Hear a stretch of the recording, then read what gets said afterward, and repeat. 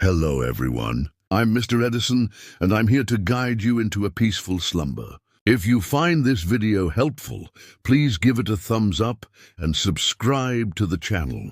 I'd love to know where you're from and what time it is as you unwind. So settle in, get cozy, and let the relaxation begin.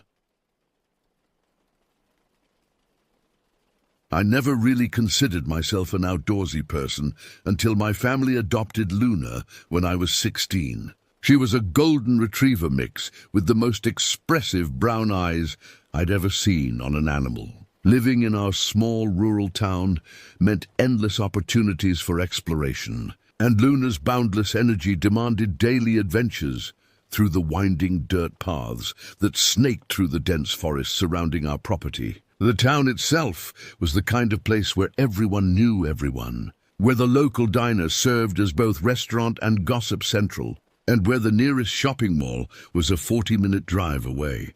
Our house sat on the outskirts, bordered by hundreds of acres of untamed woodland that stretched as far as the eye could see. My parents had chosen this location specifically for the privacy and tranquility it offered. But they hadn't anticipated how that isolation would affect their teenage son. Those first few months with Luna transformed my daily routine completely. Where I once spent afternoons glued to video games or scrolling through social media, I now found myself lacing up hiking boots and grabbing Luna's leash. She had this infectious enthusiasm that made even the most mundane walk feel like an expedition into uncharted territory. Her tail would start wagging the moment she saw me reach for the leash, and her excited whimpers would echo through the house until we finally stepped outside. Our early expeditions followed the well-worn trails that other locals had carved through the forest over the years. These paths were safe, predictable, and led to familiar clearings where Luna could run freely while I sat on fallen logs and enjoyed the peaceful sounds of nature. But as weeks turned into months, I began to notice Luna's growing restlessness with our routine routes. She would strain against her leash whenever we passed certain spots, her nose twitching as she caught scents that led deeper into the wilderness. It was during one particularly warm afternoon in late spring when I first decided to venture off the established trails. Luna had been pulling toward a narrow deer path that disappeared into a thicket of overgrown brush, and my curiosity finally overcame my caution. We pushed through the tangled vegetation, branches catching on my clothes and thorns scraping against my arms, until we emerged into a hidden meadow that took my breath away. The clearing was completely enclosed by towering pine trees, creating a natural cathedral where sunlight filtered through the canopy in golden beams. Wildflowers dotted the tall grass, and butterflies danced lazily through the warm air. Luna immediately bounded into the open space, her joyful barks echoing off the surrounding trees as she chased after invisible prey. In that moment, I understood what had been calling to her from beyond the familiar paths. From that day forward, our walks became true adventures. We discovered forgotten creek beds where crystal-clear water bubbled over smooth stones, found ancient oak trees with trunks so massive that 3 people holding hands couldn't have encircled them, and stumbled upon rocky outcroppings that offered panoramic views of the endless forest canopy. Each expedition revealed new wonders, and I began to understand why people spoke of nature with such reverence and respect. But with each venture deeper into the wilderness, I also became increasingly aware of how quickly one could become lost in this vast expanse of green. The trails we created on our journeys were often invisible on our return trips, and more than once I found myself relying entirely on Luna's superior sense of direction to guide us back home. The forest seemed to shift and change when you weren't paying attention. Paths disappearing and new obstacles appearing as if the woods themselves were alive and constantly rearranging their layout. 3 months into our off-trail adventures, I began to notice subtle changes in the areas we explored. The deeper we ventured into the forest, the quieter everything became. The cheerful bird songs that accompanied our earlier hikes gradually faded to an uncomfortable silence, broken only by the sound of our footsteps on the forest floor and Luna's occasional sniffing investigations. The trees themselves seemed different too, older and more gnarled, their branches reaching across the narrow paths like skeletal fingers trying to block our passage. Thick moss covered everything in a green blanket that muffled sound and created an almost tomb-like atmosphere. Even on bright, sunny days, very little light managed to penetrate the dense canopy overhead, leaving us walking through a perpetual twilight that played tricks on the eyes. Luna's behavior during these deeper excursions began to concern me. Where she had once bounded ahead with carefree enthusiasm, she now stayed closer to my side, her ears constantly swiveling to catch sounds I couldn't hear. Her usual playful demeanor was replaced by a heightened alertness that made her seem more like a guard dog than the friendly companion I knew her to be. Several times I caught her staring fixedly into the shadows between the trees, her body tense and ready for flight, though I never saw anything that might have captured her attention. The forest floor in these areas was carpeted with layers of decomposing leaves and fallen branches that created a spongy, uneven surface beneath our feet. Every step released the musty smell of decay, and occasionally my foot would break through the surface layer to sink into the soft, black soil beneath. Strange fungi sprouted from rotting logs in bizarre shapes and colors, some glowing with an eerie phosphorescence that seemed unnatural in the dim light. It was during one of these deeper expeditions that I first noticed the smell. At first, I dismissed it as just another aspect of the forest's natural decomposition process, but as we continued walking, the odor grew stronger and more distinct. It wasn't the clean scent of rotting vegetation, but something far more unpleasant, a sickly, sweet smell that reminded me of the time a mouse had died inside the walls of our house and taken weeks to discover. Luna's reaction to the smell was immediate and intense. Her hackles rose along her spine, and she began to whimper in a way I'd never heard before. She kept looking back toward the path we'd come from, clearly wanting to retreat, but I was too curious about the source of the odor to turn back. Against my better judgment, I encouraged her forward, following the increasingly powerful scent deeper into the forest.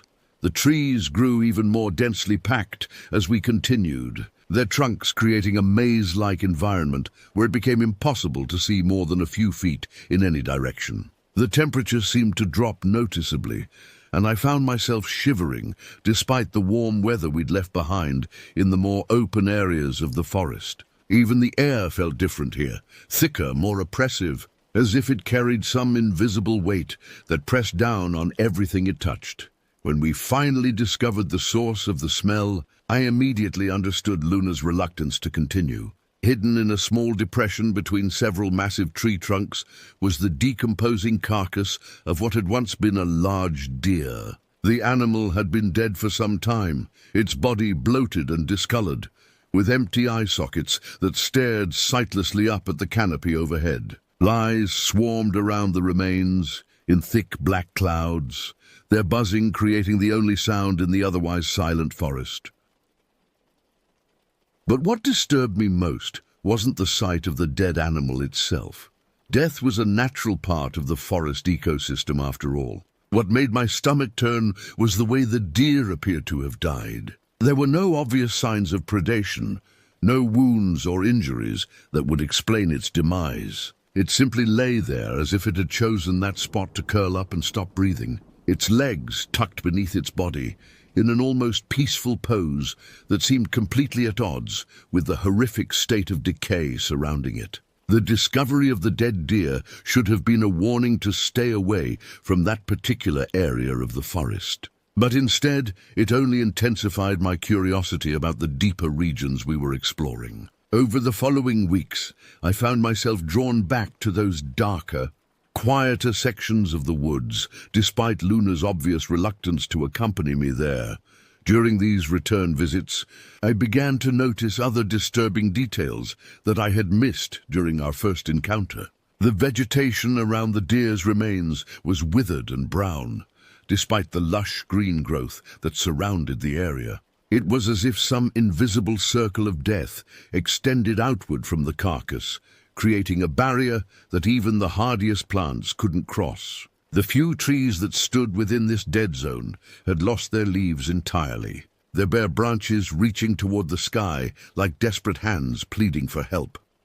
More concerning still were the other remains I began to discover scattered throughout the area. Small bones, picked clean and bleached white by time and weather, lay half-buried beneath the fallen leaves. They were too small to belong to deer or other large forest animals, and their delicate structure suggested they had once belonged to birds or small mammals. But like the deer, there were no signs of predation or violence, no teeth marks or broken bones that would indicate they had been killed and consumed by other animals.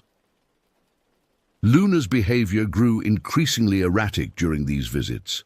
She would refuse to enter certain areas entirely, planting her feet firmly on the path and whimpering until I agreed to take a different route. When we did venture into the affected zones, she would stick so close to my legs that I could feel her trembling through her fur. Her eyes darted constantly between the trees, tracking movements that I couldn't see, and she would occasionally emit low growls directed at empty patches of forest. The silence in these areas was perhaps the most unnerving aspect of our discoveries. Forests should be full of life, birds calling to each other, squirrels chattering in the branches, insects buzzing through the undergrowth. But the deeper sections we explored were completely devoid of such sounds, creating an atmosphere so quiet that I could hear my own heartbeat echoing in my ears. Even the wind seemed reluctant to disturb the stillness, leaving the air stagnant and oppressive. As the weeks passed, I began to notice changes in my own behavior as well. I found myself having trouble falling asleep after our forest expeditions, my mind replaying images of the dead animals and the unnatural silence that surrounded them. During the day, I caught myself staring out my bedroom window toward the forest, drawn to those dark spaces between the trees where shadows seemed to move independently of any external cause. My parents commented on my distracted behavior during dinner conversations, noting that I seemed preoccupied and withdrawn. When they asked about my hiking adventures, I found myself reluctant to share the details of what Luna and I had discovered. Something about those experiences felt too personal, too disturbing to put into words. Instead, I offered vague responses about enjoying the fresh air and exercise, while carefully avoiding any mention of the dead zones we had encountered. The dreams started around this time as well. At first, they were simply replays of our forest walks, but gradually they began to take on a more sinister quality. I would find myself alone in the woods, without Luna's comforting presence, walking through increasingly dark and twisted landscapes where the trees seemed to close in around me with each step. The dead animals from our real-world discoveries would appear in these dreams, but they were different somehow, their empty eye sockets following my movements, their decomposing mouths seeming to whisper words I couldn't quite understand. I began to wake up exhausted, as if I had actually been walking through the forest all night, rather than lying safely in my bed. My sheets were often soaked with sweat, and my legs ached as if I had been hiking for hours. The boundary between dream and reality started to blur, and I found myself questioning whether some of our forest discoveries had actually happened or were simply products of my increasingly troubled sleep. Despite my growing unease about the strange phenomena we'd encountered in the deeper forest, an irresistible compulsion continued to draw me back to those dark, quiet places. It was as if the woods themselves were calling to me, whispering promises of secrets waiting to be discovered in their most hidden corners. Luna seemed to sense this obsession growing within me, and her reluctance to venture into certain areas became more pronounced with each expedition. On a particularly overcast morning in early summer, I decided to explore a section of forest we had never visited before. The sky was heavy with threatening clouds, and the air carried the electric tension that precedes a thunderstorm. Luna had been acting especially nervous since we left the house, constantly looking back toward home and whimpering softly whenever I urged her forward. But I was determined to push deeper into the wilderness than we had ever gone before, driven by an inexplicable need to uncover whatever truth lay hidden in the forest's heart. The path we followed that day was barely visible, more of an animal trail than anything created by human passage. It wound through increasingly dense vegetation, forcing us to duck under low-hanging branches and push through tangles of thorny undergrowth that caught at our clothes and scratched our skin. The trees grew closer together as we progressed, their massive trunks creating a natural barrier that blocked out what little light filtered down from the storm-darkened sky above.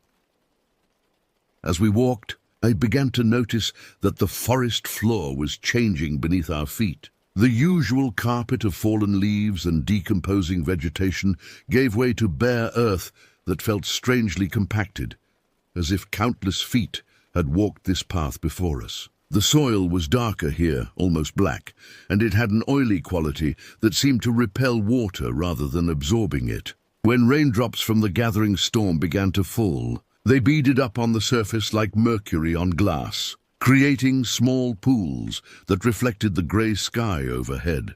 Luna's distress became more apparent with each step we took along this strange path. She began to pant heavily despite the cool temperature, and her fur stood on end along her spine as if she were being constantly stimulated by static electricity. Several times she tried to turn back, tugging against her leash with surprising strength, but I was too consumed by curiosity to heed her warnings. The compulsion to continue forward had become almost overwhelming, drowning out my rational thoughts with an urgent need to see what lay ahead. The smell that had plagued the other dead zones we'd discovered was present here as well, but stronger and more complex. Beneath the familiar stench of decay was something else, a metallic odor that reminded me of old pennies mixed with the smell of rain on hot pavement. It seemed to rise from the dark soil itself, as if the earth was exhaling some poisonous breath that carried the essence of everything that had ever died within its boundaries. As we rounded a bend in the path, the trees suddenly opened up to reveal a clearing, unlike anything I had ever seen. It was perfectly circular, perhaps 50 feet across, with the same black soil covering its entire surface. But what made this place truly unsettling was its complete lack of vegetation. No grass, no weeds, no small saplings trying to reclaim the open space, just bare and dark earth that seemed to absorb light rather than reflecting it. In the center of this barren circle stood a single object that made my blood freeze in my veins. It was a wooden post, perhaps 8 feet tall, driven deep into the ground and weathered to a grey, bone-like color by years of exposure. Rope hung from iron rings mounted near its top, the frayed ends swaying gently in the breeze, despite the fact that I couldn't feel any wind movement in the oppressive air of the clearing. Luna's reaction to the sight of this post was immediate and violent. She began to bark frantically, a high-pitched sound of pure terror that echoed off the surrounding trees and seemed to multiply until it felt like a dozen dogs were giving voice to their fear. She threw herself backward with such force that the leash was yanked from my grip, and she immediately bolted toward the tree line, disappearing into the shadows between the trunks. For a moment, I stood alone in that terrible clearing, staring at the weathered post and trying to process what I was seeing. The rational part of my mind searched for innocent explanations. Perhaps it was an old surveyor's marker or a remnant of some long-abandoned fence line. But deep in my gut, I knew that this place had been used for something far more sinister than simple property marking. The silence that surrounded me was absolute and unnatural. Even Luna's frantic barking had faded to nothing, swallowed by the oppressive atmosphere of the clearing, as if the air itself was too thick to carry sound. I realized that I was holding my breath, afraid that even the smallest noise might attract the attention of whatever presence seemed to lurk in this forsaken place. The first drops of rain began to fall as I stood transfixed in that horrible clearing, each droplet hitting the dark soil with a sound like whispered secrets. The storm that had been threatening all morning finally broke open, releasing a downpour that should have sent me running for shelter. But I remained frozen in place, staring at that weathered wooden post while my mind struggled to process the implications of what I was seeing. As the rain intensified, something extraordinary and terrifying began to happen. The water hitting the black soil didn't soak in as it should have, but instead began to pool and flow across the surface, creating dark rivulets that moved in patterns too organized to be natural. The streams of water seemed to be following invisible channels carved into the earth, all flowing toward the central post like spokes on some macabre wheel. Within minutes, the entire clearing had become a shallow lake of muddy water that reflected the storm-darkened sky above. But as I watched in growing horror, the reflection in the water began to show something different than what I could see when I looked up. In the surface of the pooled rainwater, the sky appeared to be on fire, painted in shades of orange and red that pulsed and writhed like living flames. Shadows moved across this reflected inferno, shapes that resembled human figures dancing around a central point that corresponded exactly to where the wooden post stood in the real world. The temperature around me seemed to drop dramatically as the vision in the water became clearer. I could make out individual faces in the dancing shadows now, their mouths open in expressions of agony or ecstasy that was impossible to distinguish. Their movements were frenzied, desperate, as if they were trying to communicate some urgent message that I was too dense to understand. The longer I stared into the water, the more convinced I became that these figures were looking back at me, their burning eyes pleading for something I couldn't give them. A sound began to emerge from the reflected scene, faint at first, but growing steadily louder. It was a combination of singing and screaming, voices raised in some kind of chant that sent shivers down my spine, despite the supernatural cold that had settled over the clearing. The words were in no language I recognized, but somehow their meaning felt familiar, as if they were speaking directly to some primitive part of my brain that understood things my conscious mind refused to acknowledge. I don't know how long I stood there, mesmerized by the horrific tableau playing out in the pooled rainwater at my feet. Time seemed to have stopped entirely, and I felt as if I could have remained in that position forever, watching the eternal dance of the tormented figures below. But eventually, Luna's distant barking penetrated the trance that had settled over my mind, reminding me that there was still a world beyond this nightmare clearing. Tearing my gaze away from the water took every ounce of willpower I possessed. The vision clung to my consciousness like smoke, leaving after images burned into my retinas that continued to dance across my field of vision even when I looked away. My legs felt weak and unsteady, as if I had been standing in that spot for hours rather than minutes, and my clothes were completely soaked through despite the fact that I couldn't remember feeling the rain hitting my skin. Following the sound of Luna's barking, I stumbled toward the edge of the clearing, my feet splashing through the shallow water that covered the dark soil. With each step away from the central post, the oppressive atmosphere began to lift slightly, and I found myself able to breathe more easily. But the images from the water continued to flash through my mind, and I knew with absolute certainty that I would never be able to forget what I had witnessed in that place. I found Luna cowering behind a massive oak tree just beyond the tree line, her fur plastered to her body by the rain and her eyes wide with terror. She was shaking so violently that I could hear her teeth chattering, and she flinched away from me when I first approached, as if she no longer recognized me as someone safe and familiar. It took several minutes of gentle coaxing before she would allow me to clip her leash back on. And even then she kept looking back toward the clearing with an expression of pure dread.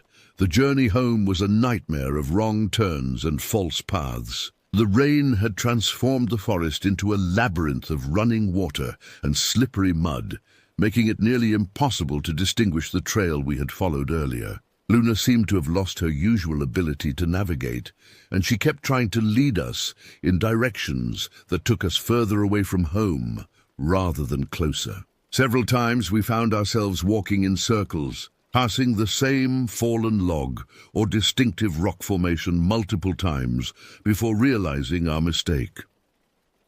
As we struggled through the increasingly difficult terrain, I became aware that we were being followed. At first, it was just a feeling, a prickle of awareness at the back of my neck that suggested unseen eyes were watching our progress. But gradually, I began to catch glimpses of movement in my peripheral vision, shadows that slipped between the trees just out of direct sight. When I turned to look directly at these movements, there was never anything there, but the feeling of being observed grew stronger with each passing minute. 3 weeks after our terrifying experience in the clearing, I finally worked up the courage to venture back into the forest with Luna.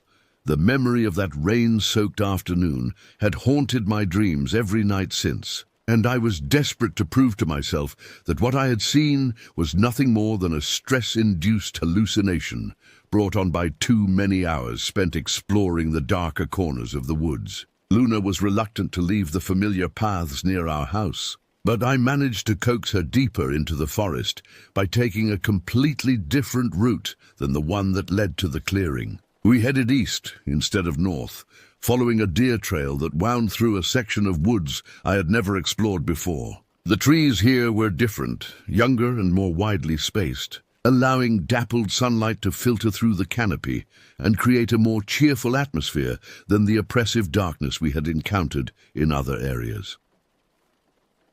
For the first hour of our hike, everything seemed normal. Luna gradually relaxed her guard, and her tail began to wag again as she investigated the new scents and sounds of this unfamiliar territory. Birds chirped in the branches overhead, and small woodland creatures rustled through the undergrowth in their endless search for food. It felt like a return to the innocent adventures we had enjoyed during our first months of exploration, before we had stumbled into the forest's darker secrets. The path we followed led us gradually downhill, through groves of towering pine trees, where the forest floor was carpeted with a thick layer of brown needles that muffled our footsteps. The air here was filled with the clean, resinous scent of evergreens, a welcome change from the decay and stagnation that had characterized our recent expeditions. I began to relax for the first time in weeks, feeling that perhaps I had been overreacting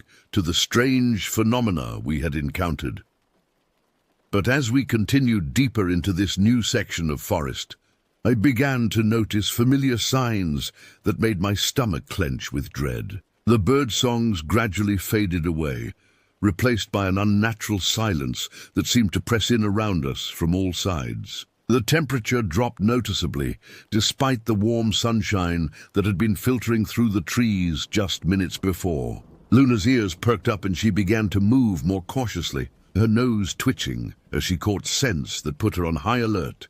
The trees began to change as well, becoming older and more gnarled with each step we took. Their branches hung lower, creating a canopy so thick that very little light could penetrate to the forest floor below. The pine needles beneath our feet gave way to the familiar carpet of decomposing leaves and black soil that I had learned to associate with the forest's darker regions. Even the air felt different here, thicker and more oppressive, and carrying odors that made my throat tighten with each breath. When we finally reached our destination, I understood immediately why Luna had been growing more agitated as we approached. Before us lay a body of water unlike anything I had ever seen, a pond perhaps 60 feet across, but so dark that it might as well have been a hole punched through the earth into some lightless abyss below. The surface was perfectly still, like black glass, reflecting nothing despite the fragments of sky visible through the canopy overhead. The water's edge was ringed with soft, muddy soil that looked treacherous to navigate. There were no reeds or cattails growing around the perimeter, no lily pads floating on the surface, no signs of the aquatic life that should have inhabited such a large body of water. Even more disturbing was the complete absence of sound. No gentle lapping of water against the shore, no croaking of frogs or buzzing of insects. The pond existed in a bubble of absolute silence that seemed to absorb sound rather than allowing it to travel across the water's surface. But what drew my attention most powerfully was the object protruding from the center of the dark water. A large branch, or perhaps the top of a submerged tree, stuck up from the depths like a skeletal finger, pointing toward the grey sky above. Its bark had been stripped away by time and weather, leaving behind smooth, a bone-white wood that seemed to glow with its own faint luminescence in the dim light of the forest. Luna's reaction to the sight of this place was immediate and intense. She began to whimper in the same high-pitched tone I had heard during our visit to the clearing, and she paced back and forth along the pond's edge with obvious distress. Her hackles rose along her spine, and she kept looking back at me with an expression that clearly said we needed to leave this place immediately. But I found myself drawn to the edge of the dark water, despite every instinct screaming at me to retreat. There was something mesmerizing about the pond's perfect stillness, something that made me want to understand what lay beneath that black surface. I moved closer to the muddy shore, feeling my feet sink slightly into the soft soil with each step, until I was standing just inches from the water's edge. The longer I stared into the dark water, the more convinced I became that I could see something moving in its depths. At first, it was just a vague sense of motion far below the surface, like shadows shifting in the corners of your vision. But as my eyes adjusted to the pond's unnatural darkness, shapes began to resolve themselves into more distinct forms that made my heart race with terror. There were objects down there, large, pale things that drifted slowly through the black water like lazy fish. They were too far below the surface to make out clearly, but their movements were wrong somehow, too fluid and graceful to be debris or dead vegetation. As I watched, one of these shapes drifted closer to the surface, and for a brief, horrible moment, I thought I could make out the outline of a human form floating just beneath the water's skin. Luna's distress reached a crescendo behind me, her whimpers rising to sharp, staccato barks that pierced the unnatural silence surrounding the pond. The sound seemed to echo strangely in this place, as if the water itself was absorbing and distorting the noise before releasing it back into the air. But her warnings fell on deaf ears. I was completely transfixed by what I was seeing, or thought I was seeing. In the depths below, the pale shape that had drawn closer to the surface began to rise, and I found myself leaning forward to get a better look. The muddy soil beneath my feet grew softer and more treacherous as I approached the water's edge, but I barely noticed the danger. All of my attention was focused on the thing that was slowly ascending from the pond's dark depths, bringing with it promises of answers to questions I hadn't even known I was asking. As the shape rose higher, more details became visible through the murky water. It was definitely human in form. I could make out arms, legs, and what appeared to be long hair floating around a pale face. But there was something fundamentally wrong with its proportions, as if it had been stretched or distorted by its time in the water. The limbs seemed too long, the torso too narrow, and the head tilted at an angle that suggested the neck had been broken. But it was the eyes that truly horrified me. Even through the distorting medium of the dark water, I could see that they were wide open, staring directly up at me with an intensity that felt like physical pressure against my skull. They didn't blink or waver, but remained fixed on my face with an expression of desperate hunger that made every nerve in my body scream warnings I was too mesmerized to heed. The floating figure continued to rise, and I realized with growing dread that it was going to break the surface at any moment. Part of me wanted to run, to grab Luna and flee from this accursed place before whatever was in the water could emerge into the world above. But a larger part of me was convinced that I needed to see this thing face to face, to understand what it was and what it wanted from me. Just as the pale shape seemed about to break through the water's surface, Luna's terror reached a breaking point. She let out a bark so loud and sharp that it felt like a physical blow to my eardrums, jolting me out of the trance that had settled over my mind. The sound shattered the unnatural silence of the pond like glass, and its echoes seemed to bounce back and forth between the surrounding trees for far longer than should have been possible. The effect on the thing in the water was immediate and dramatic. It stopped its upward motion abruptly, as if Luna's bark had created some kind of barrier it couldn't cross. For a moment, it hung suspended just below the surface, its terrible eyes still locked on mine with that same desperate hunger. Then slowly, it began to sink back into the depths, its pale form growing fainter and more indistinct until it disappeared entirely into the black water. But as it descended, I noticed something that chilled me to the bone. The dead branch that protruded from the center of the pond was gone. One moment it had been there, a landmark pointing toward the sky, and the next it had simply vanished without so much as a ripple to mark its passing. The surface of the water remained perfectly smooth and undisturbed, as if nothing had ever broken its black mirror finish. That's when I realized with absolute certainty that the branch had never been a piece of dead wood at all. It had been part of the thing in the water, an arm or leg extended above the surface, waiting patiently for someone like me to come close enough to be pulled down into the depths. The thought of how near I had come to wading into that dark pond made my knees weak with retroactive terror. Luna's continued barking finally penetrated the shock that had paralyzed me, and I stumbled backward from the water's edge on unsteady legs. The soft mud tried to hold onto my feet with each step, as if the pond itself was reluctant to let me go. But I managed to reach firmer ground where Luna waited for me with obvious relief. Her tail was tucked firmly between her legs, and she kept looking back toward the water with the kind of primal fear that only animals seem capable of expressing. As we prepared to leave that cursed place, I made the mistake of looking back one final time. The surface of the pond remained perfectly still, showing no sign of the horror that lurked in its depths. But I could swear I saw something pale moving just below the surface, and for a terrifying moment, I thought I could make out a human face staring back at me from the dark water. A face with wide, desperate eyes, and a mouth opened in what might have been a scream or a plea for help. The journey back through the forest was a nightmare of stumbling steps and constant fear. Every shadow between the trees seemed to hide watching eyes, and every sound, the snap of a twig, the rustle of leaves, the distant call of a bird, made both Luna and me jump with terror. The comforting familiarity of the woods had been forever shattered by what we had witnessed at the dark pond, and I knew with absolute certainty that I would never feel safe in these places again.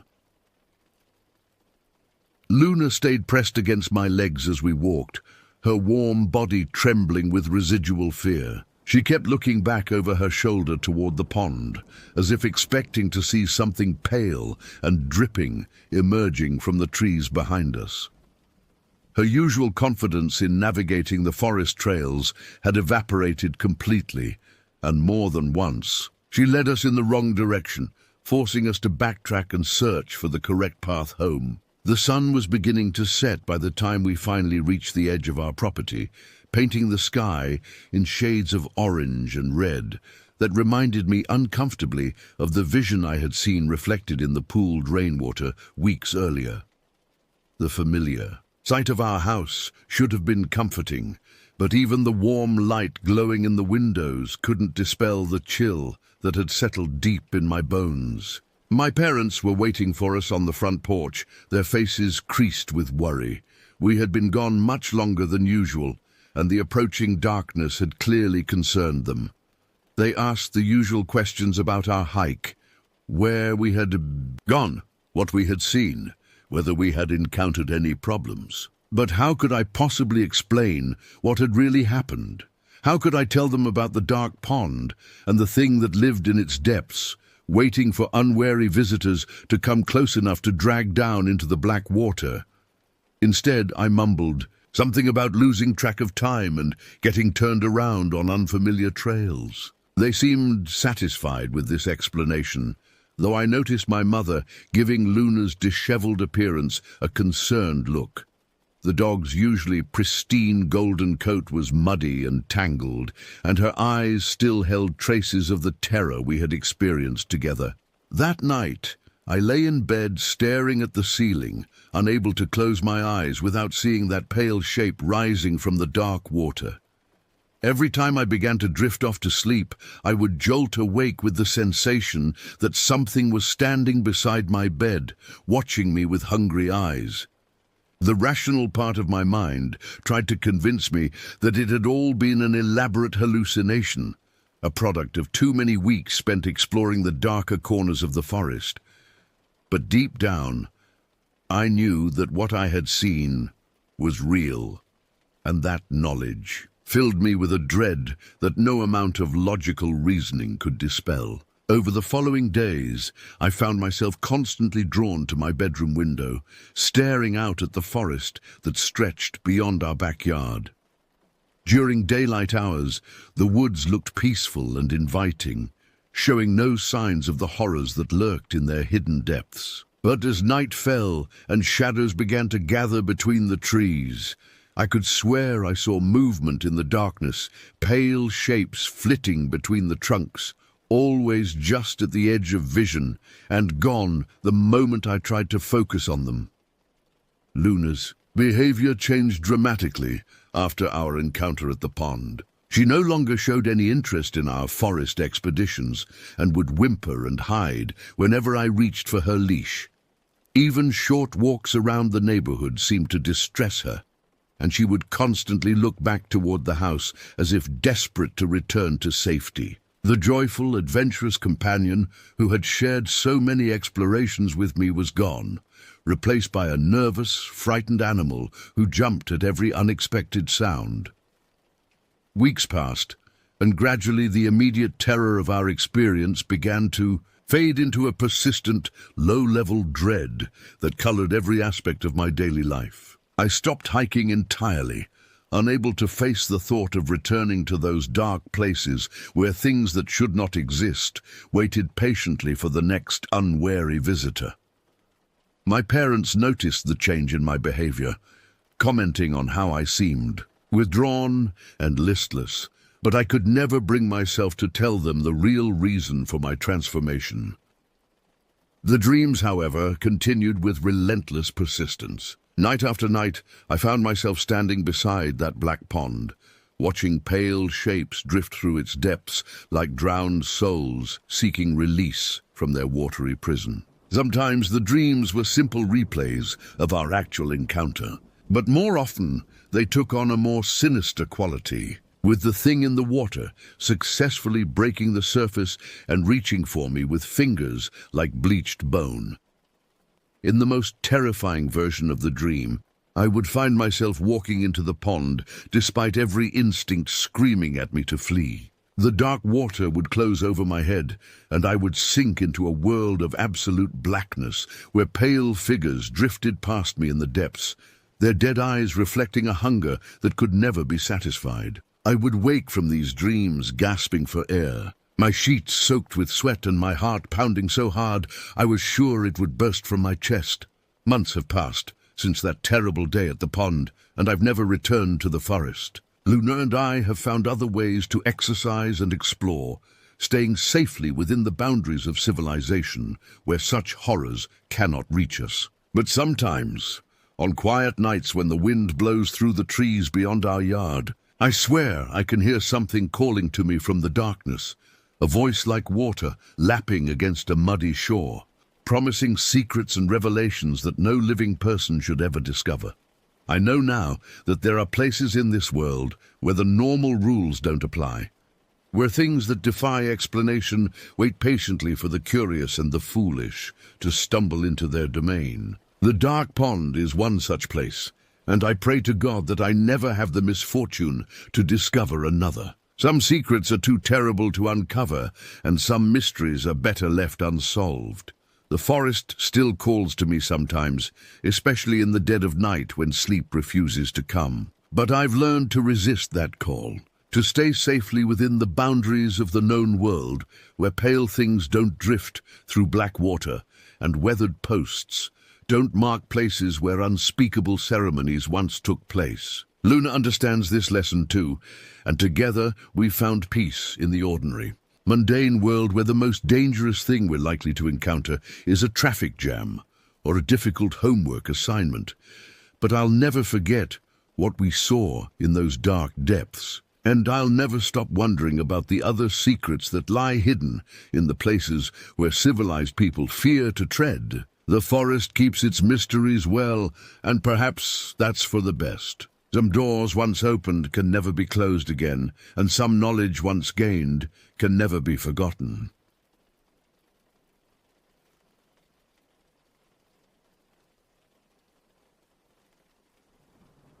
The ski lift swayed gently as we ascended the mountain, and I found myself sitting next to a weathered man in his late 40s who introduced himself as Tom. His hands bore the calluses of someone who'd spent years working outdoors, and there was something in his eyes, a distant, haunted quality that made me curious. We started with small talk about the powder conditions, but when he mentioned he'd spent several years living in the South Dakota Badlands, tracking wildlife movements for conservation research, I perked up. Ever run into anything unusual out there? I asked, thinking of the stories I'd heard about strange encounters in remote wilderness areas. Tom's expression shifted. He stared out at the snow-covered peaks for a long moment before responding. Not in South Dakota, no. But Kansas. He trailed off, his jaw tightening. Kansas is where something happened that I still can't explain, even now, 12 years later. The lift continued its mechanical ascent, and I waited, sensing he needed a moment to gather his thoughts. The wind picked up slightly, causing the chair to rock, and Tom gripped the safety bar a little tighter. I noticed his knuckles had gone white. This was back in 2010, he finally continued, his voice lower now, almost as if he didn't want anyone else to hear, though we were the only ones on the lift. I was 36, still in decent shape from my army days, and my buddy Gerald, we'd served together in Iraq, had convinced me to do this hiking trip along an old trail in eastern Kansas. Historic route, used during the frontier days, ran right through some seriously isolated terrain. Tom pulled out his phone and showed me a map. His finger traced a thin line, cutting through what looked like endless forest and hills. We were documenting bird migration patterns. Gerald was really into ornithology, had all this expensive camera equipment. We'd been planning this trip for months, waited for the right season when the migration was at its peak. He paused, zooming in on a particular section of the map. This is where it happened.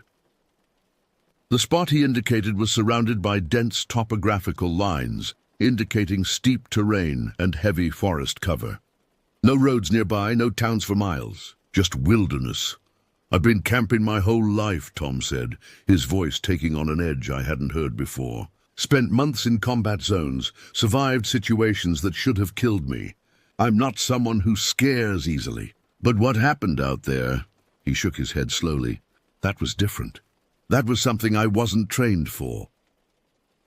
Tom described how they'd set out on a Thursday morning, packs loaded with gear for a 4-day trek. The weather had been perfect. Clear skies, temperatures in the mid-60s, ideal conditions for both hiking and wildlife observation.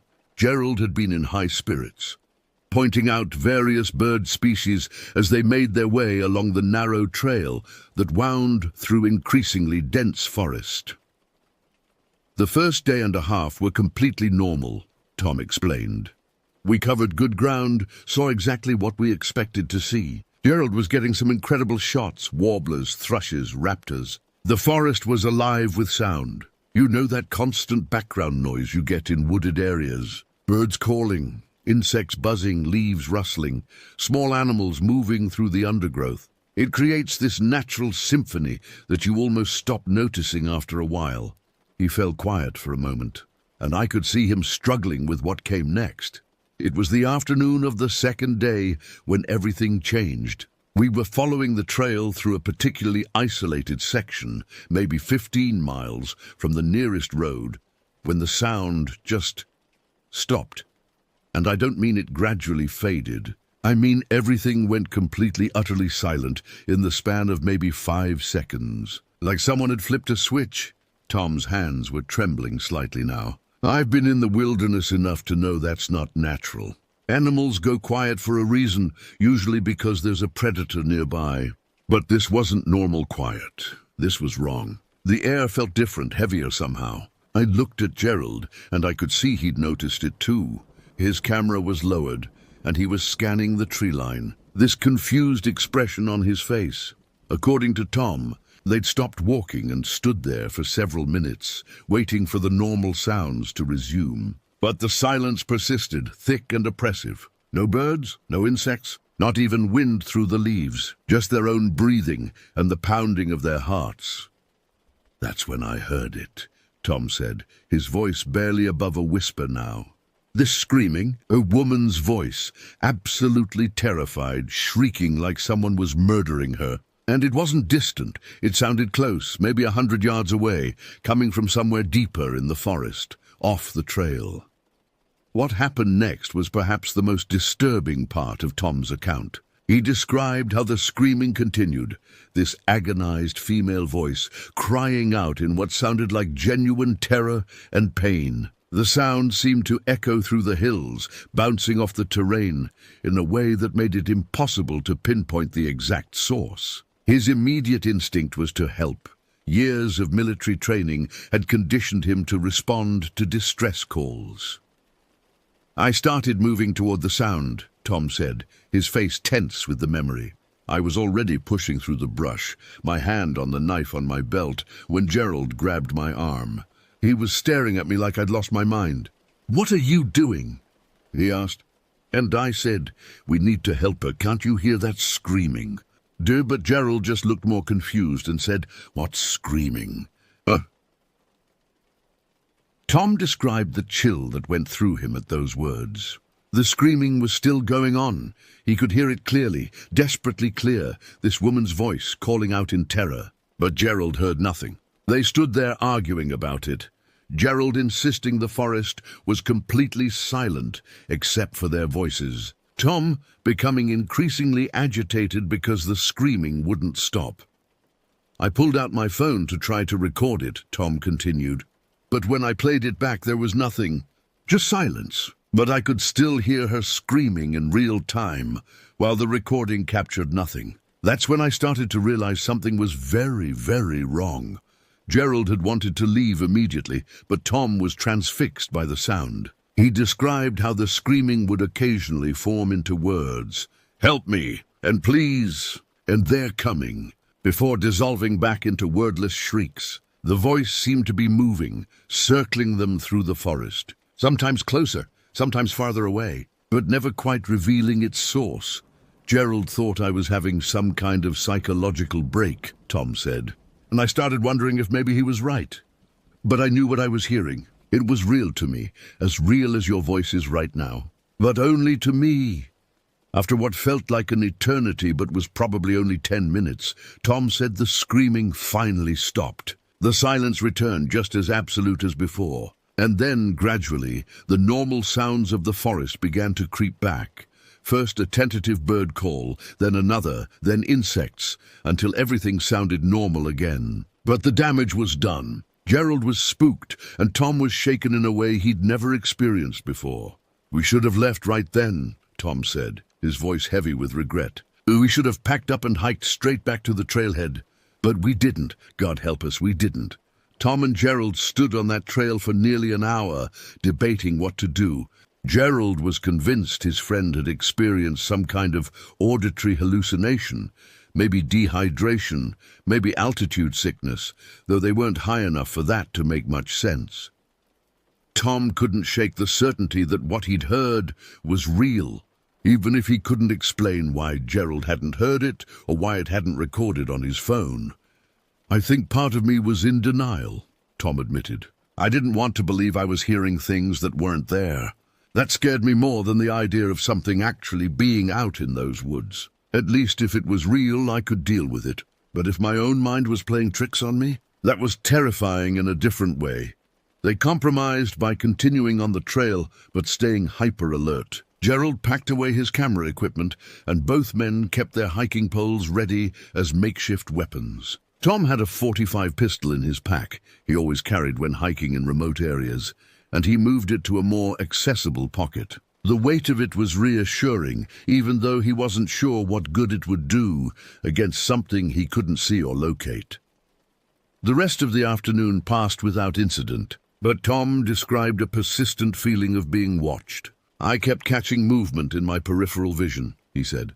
Just shadows, flickers of darkness between the trees. Every time I turned to look directly, there'd be nothing there, but I could feel eyes on us. Gerald felt it too, even though he didn't say anything at first. I could tell by the way he kept checking behind us, the way his shoulders were tensed up. As evening approached, they reached a small clearing that seemed like a reasonable spot to camp for the night. It was far from ideal, exposed on one side, backed by dense forest on the others, but they were running out of daylight and didn't want to be setting up camp in the dark. They worked quickly and efficiently, barely speaking, as they erected their bivy sacks and prepared a cold dinner, neither wanting to deal with a fire. The sun seemed to set faster than it should have, Tom recalled. 1 minute there was still reasonable light, and the next it was dark, really dark. The kind of darkness you only get in places far from any human lights, where the canopy is thick enough to block out even the stars. That's when Tom described the sounds beginning again. Not the screaming this time, but other noises. Footsteps circling their camp, the snap of twigs, the rustle of something large moving through the underbrush. And this time, Gerald could hear them too. Neither of us slept that first hour, Tom said. We just lay there in our bivy sacks, listening. The sounds would come from one direction, then another. Sometimes it sounded like something was moving in a wide circle around our camp. Other times it seemed to be getting closer, then pulling back, like it was testing us, seeing how we'd react. Tom had his pistol out, lying on his chest, his finger near the trigger guard. He described staring into the darkness, seeing nothing but occasionally hearing Gerald's sharp intake of breath when a sound came from particularly close by. They'd agreed beforehand not to use their flashlights unless absolutely necessary. No point in making themselves better targets. And besides, the lights would ruin what little night vision they had. Around midnight, that's when I saw it, Tom said, and his voice dropped even lower. Or I think I saw it. I can't be completely sure even now, but there was this darker shadow among the shadows, standing behind a tree at the edge of the clearing. Just the outline of something tall, very tall, maybe 7 feet, way too tall to be a person, and thin, unnaturally thin.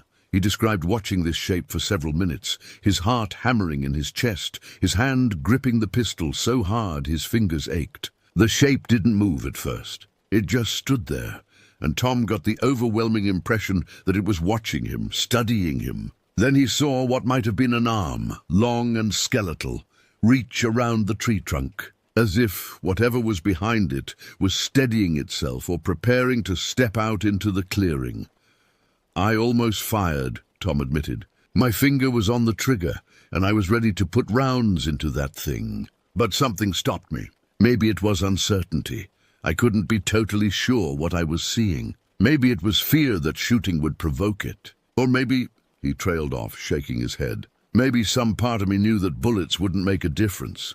Then the shape withdrew, sliding back behind the tree so smoothly it was almost like watching a shadow move independent of any light source. Tom lay there for hours afterwards, staring at that spot, waiting for it to return. Eventually, exhaustion began to take its toll, and despite his best efforts to stay awake, he felt his eyes growing heavy. Tom's voice became strained as he described what happened when he finally fell asleep. The dream felt more real than any dream I've ever had, he said. I was suddenly running through the forest, branches whipping at my face, thorns tearing at my arms and legs. I could feel the pain, actual sharp burning pain. I was running from something, but I didn't know what. I couldn't hear it chasing me, but I knew it was there, right behind me, close enough that I could feel its presence like cold breath on the back of my neck. In the dream, Tom described how he crashed through the underbrush in absolute panic, his heart ready to explode from his chest, his lungs burning. Blood was running down his face from the cuts, getting in his eyes, but he didn't dare slow down. The forest seemed endless, and no matter how fast he ran, he never seemed to make any progress towards safety. Then suddenly I'd burst out into our campsite, Tom continued, and I'd feel this wave of relief wash over me. I'd made it. I was safe. But then everything would reset, like someone had pressed a rewind button. I'd be back in the forest, running again. The same terror, the same branches cutting my face, the same thing chasing me that I could never see, over and over and over. He described the dream loop continuing for what felt like hours. Each time he'd reach the camp, each time he'd feel that moment of relief, and each time it would snatch it away and start over. The psychological torture of it was worse than the physical sensation of being cut and chased. He began to expect the reset, to dread that moment of false safety, but he couldn't stop himself from feeling hope each time anyway. I woke up drenched in sweat, gasping for air, Tom said. It was still dark, maybe 3 or 4 in the morning. I immediately grabbed my pistol and started scanning the perimeter. Gerald was awake too. He'd been awake the whole time, watching over the camp while I'd been trapped in that nightmare. He looked terrible, completely exhausted, and when I asked if anything had happened, he just shook his head. But Gerald did tell him one thing. While Tom had been asleep, he'd been talking. Not regular sleep talking, but saying the same phrases over and over in a monotone voice. I'm running. It's behind me. I can't stop. I have to reach camp. The same loop externalized, playing out verbally while Tom experienced it internally.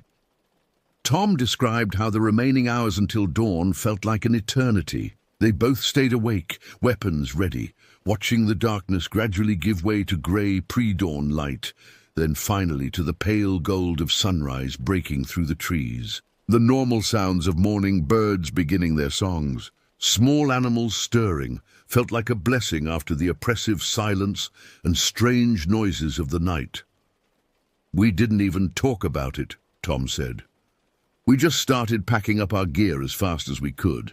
Gerald's hands were shaking so badly he could barely stuff his sleeping bag. We abandoned the idea of continuing the hike and made the decision to head straight back to the trailhead. It was supposed to be a 4-day trip, but we cut it to 2.5. Neither of us cared about the birds anymore, or the research or any of it. We just wanted out of those woods. The hike back was grueling. They pushed themselves hard, taking minimal breaks, driven by an unspoken fear that if they stayed too long in any one place, something might happen again. Tom described constantly checking behind them, unable to shake the feeling of being followed. But the forest seemed normal now. Sounds, smells, everything was as it should be. If not for their shared exhaustion and Gerald's corroboration of the strange events, Tom said he might have convinced himself the whole thing had been some elaborate hallucination. We made it back to Gerald's truck by late afternoon, Tom continued. We threw our gear in the back and got the hell out of there. Drove straight through, 6 hours to Gerald's place in Topeka. We didn't even stop for food. Gerald kept driving until we hit city limits, like he needed to be surrounded by people and lights and civilization before he could feel safe again. They spent that night drinking beer on Gerald's porch, trying to process what had happened. Gerald admitted he'd heard things he couldn't explain and seen shadows that didn't make sense. He'd been too frightened and too proud to say anything during the hike, not wanting to make things worse when Tom was already experiencing the screaming that only he could hear. They talked through every detail, trying to find rational explanations, but came up empty. We promised each other we wouldn't talk about it again, Tom said. It felt like acknowledging it might somehow bring it back into our lives. So we just didn't. Gerald moved to Oregon a year later and we lost touch. I don't know if he ever told anyone else about what happened. Tom was quiet for a moment as the ski lift approached the top of the mountain. Around us, other skiers were getting ready to disembark, but I was completely absorbed in his story. For years I tried to forget about it, he said. I convinced myself it had been stress or bad food or some combination of factors that created a perfect storm of weirdness. But it stuck with me. I'd be lying if I said it didn't change me. I became more cautious in isolated areas, more attuned to when things felt off. And I had nightmares, not the same looping one from that night, but variations on it. Being chased by something I could never see. In 2012, Tom said, he was browsing online and came across articles about historical frontier encounters in Kansas. He learned about the Native American tribes that had lived in the area where he and Gerald had their experience, the Kickapoo and others. He read about their folklore, their warnings about certain places and certain entities that were said to inhabit the remote wilderness areas. There were accounts from the 1800s, Tom explained, of settlers reporting similar experiences, hearing voices calling out in distress, seeing tall shadows moving between trees, experiencing vivid nightmares when they camped in certain areas. Some of the accounts were eerily similar to what happened to us. People hearing screams that others couldn't hear, feeling watched by something that couldn't quite be seen. But what really shook Tom was learning about the pattern of these encounters. They all happened in similar terrain. Isolated forests, away from established trails, in areas where people rarely ventured. And they all involved some form of auditory lure, something designed to draw people away from safety and deeper into the wilderness. The historical accounts mentioned people who'd followed these sounds and never returned, or who'd been found days later incoherent and traumatized, with no memory of what had happened to them. I realized how close we'd come, Tom said softly. If I'd followed that screaming, if I'd left Gerald and gone into the woods alone, I don't think I would have come back. Whatever was out there, it was trying to separate us, to isolate one of us from the other. And once it had done that, he didn't finish the sentence. The ski lift came to a stop and we prepared to disembark. Tom stood up, adjusting his ski poles, but before we parted ways, he turned to me one more time. I still can't tell you what it was, he said. I'm not someone who believes in supernatural things, or at least I wasn't. I like rational explanations, scientific reasons for why things happen. But I also know what I experienced. I know what I heard, what I saw, what I felt, and I know it was real. He glanced out at the mountain, the snow-covered slopes, the forests below us. These days I stick to the ski resorts, controlled environments, plenty of people around. I'm done with isolated wilderness. Whatever is out there in those Kansas woods, it can have them. I'm not going back. As Tom skied away, I stood there for a moment, processing everything he'd told me. The sun was shining, people were laughing and skiing around me. The world felt normal and safe. But I couldn't shake the image he'd painted. That clearing in the Kansas forest, the tall shadow behind the tree, the screaming that only one person could hear, and the terrible night that followed. I think about Tom's story often now. I wonder what really happened to him and Gerald out there. I wonder about all the wilderness areas across this country, the places where people rarely go, where the forest is thick and the darkness is absolute. I wonder what might be living in those spaces, what might be watching from the shadows, waiting for someone to wander too far from safety. And when I'm hiking now, I pay attention to the sounds around me. I notice when things go too quiet. I trust my instincts when something feels wrong. Because Tom's story taught me something important. Sometimes the most frightening things aren't the ones we can explain. Sometimes they're the ones that we know, deep in our bones, are real, even when all logic tells us they shouldn't be.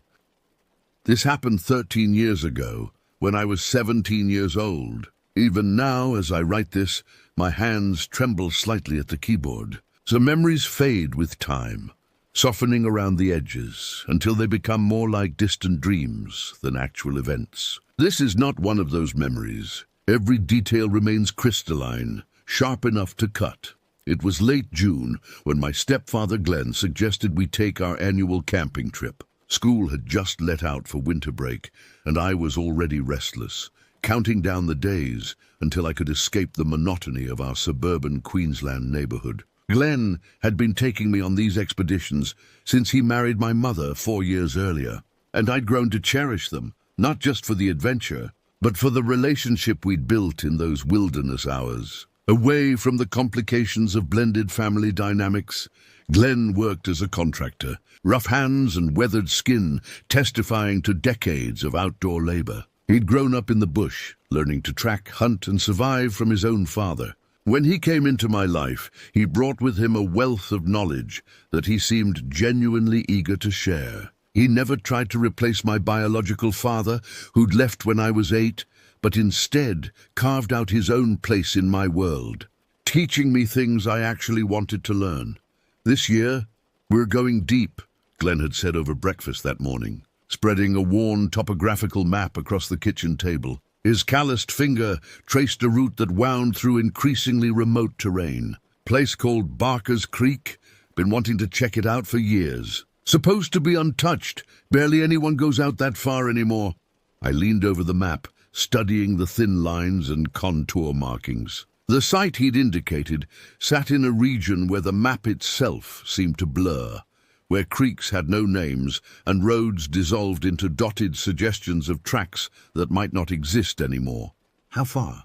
9 hours, maybe 10, depending on the roads. We'll need to stock up proper. No shops once we pass Dalton Ridge. He tapped another spot on the map, this one still firmly in civilization. And no phone reception. Not for the whole week we're out there. The isolation should have excited me. Instead, I felt a peculiar flutter in my stomach, something that wasn't quite excitement and wasn't quite dread. I shook it off. Probably just nerves about being so far from everything familiar. We left before dawn. Glenn's battered Toyota Land Cruiser loaded with camping gear, food supplies, and 2 rifles secured in the locked box in the truck bed. The rifles were for wild pigs. Queensland's countryside was overrun with the feral beasts, and Glenn had taught me to hunt them responsibly, using every part of what we killed. The drive was long, brutally long. We left behind sealed roads after the first 4 hours, bouncing along dirt tracks that grew progressively rougher. Glenn's old cassette player cycled through his collection of country music, Johnny Cash, Waylon Jennings, and his favorite, Slim Dusty. The music competed with the rattling of our supplies and the grinding of the engine as we crawled across terrain that barely qualified as a road.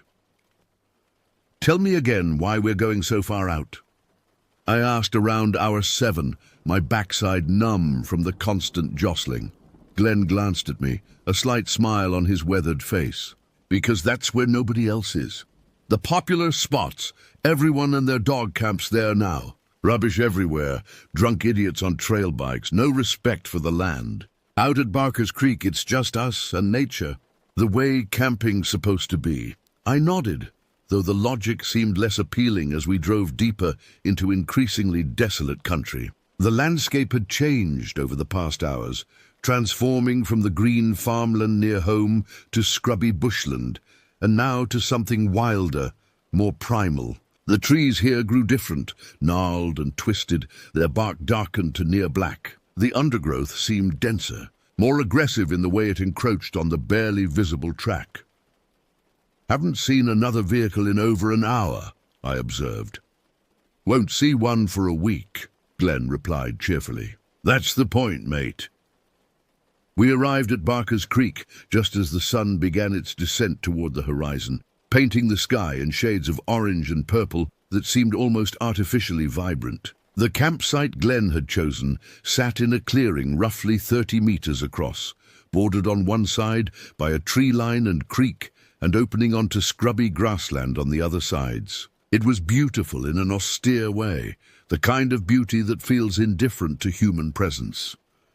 Right then, Glenn said, killing the engine. The sudden silence felt massive, pressing in from all sides. Let's get set up before we lose the light.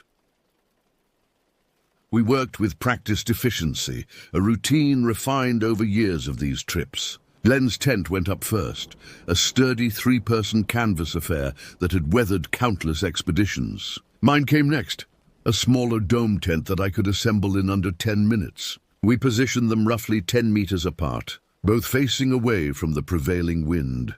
The camp kitchen came last, a fold-out table, our cooking supplies, the ice-filled coolers containing our food, and Glenn's precious camp stove. He refused to rely solely on campfire cooking, insisting a good stove was the difference between a successful trip and a miserable one. Still got a couple hours of light, Glenn noted, checking his watch. I want to take a quick walk, see if we can spot any pig sign.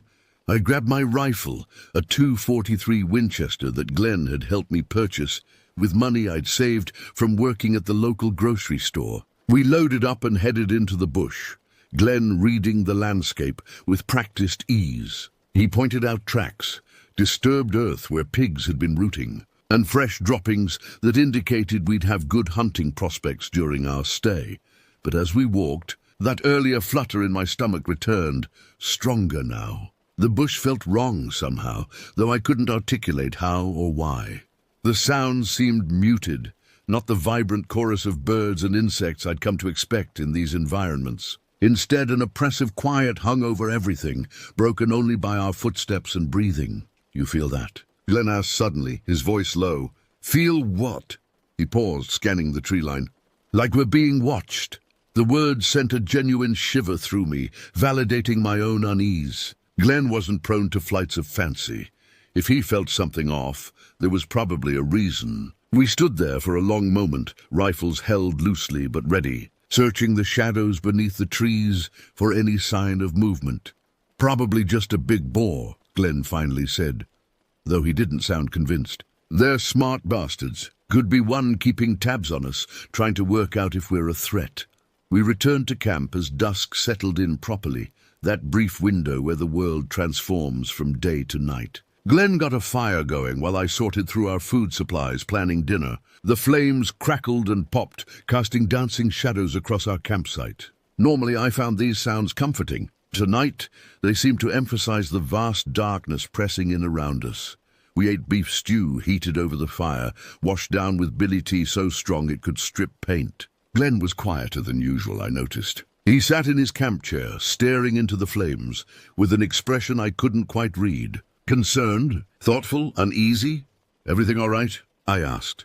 He looked up, seeming to shake off whatever thoughts had captured him.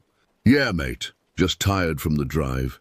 Thinking I might turn in early, get a good night's rest. Big plans for tomorrow. Want to hike up to the ridge, see what's beyond. Sounds good. I might stay up a bit, listen to some music. Glenn nodded, standing and stretching. Don't stay up too late. And keep the fire going. Gets cold out here at night. He disappeared into his tent, and within minutes I could hear his familiar snoring. A deep, rhythmic rumble that had become a comforting soundtrack to our camping trips. I settled into my camp chair, pulling it closer to the fire, and pressed play on my portable CD player. Music filled my ears through cheap headphones, providing a buffer against the oppressive silence of the bush. An hour passed, maybe more. I'd gone through most of my favorite album, watching the fire burn down to glowing coals. I should have been tired.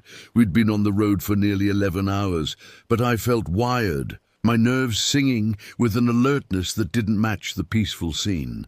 I got up to add more wood to the fire, keeping it bright. As I arranged the logs, I noticed something that made me freeze. Our campsite looked disturbed. Not dramatically so, but in small ways that seemed wrong. Glenn's camp chair had been moved. I was certain he'd left it on the other side of the fire. The cooler lid sat slightly ajar, though I distinctly remembered Glenn closing it firmly after dinner. And there were marks in the dirt near my tent, scuff marks that looked almost like someone had been walking around the perimeter. I grabbed my torch, a heavy maglite that could double as a weapon, and swept the beam across the campsite. Everything looked normal in the harsh white light, but that only made the small inconsistencies more unsettling. Things had been moved. Someone or something had been in our camp. My first thought was another camper, maybe someone we hadn't noticed during our arrival. But that didn't make sense. We hadn't seen any other vehicles, and Glenn had specifically chosen this location for its isolation. A local, someone who used this area regularly and didn't appreciate intruders. That seemed more plausible, but also more concerning. If someone was out here, why not just approach us directly? I considered waking Glenn, but decided against it. What would I tell him? That a camp chair had moved and a cooler was open? He'd probably laugh, tell me I was being paranoid. Maybe I was. Maybe exhaustion was playing tricks on my memory. But then I heard it, a sound that definitely wasn't my imagination. It came from the direction of the creek, a splashing noise like something large moving through water. My first thought was a pig coming down to drink. We'd hoped to find game around the water source. But the splashing continued, not the brief sound of an animal drinking, but sustained movement, as if something was wading through the creek. I killed my headphones, needing to hear clearly.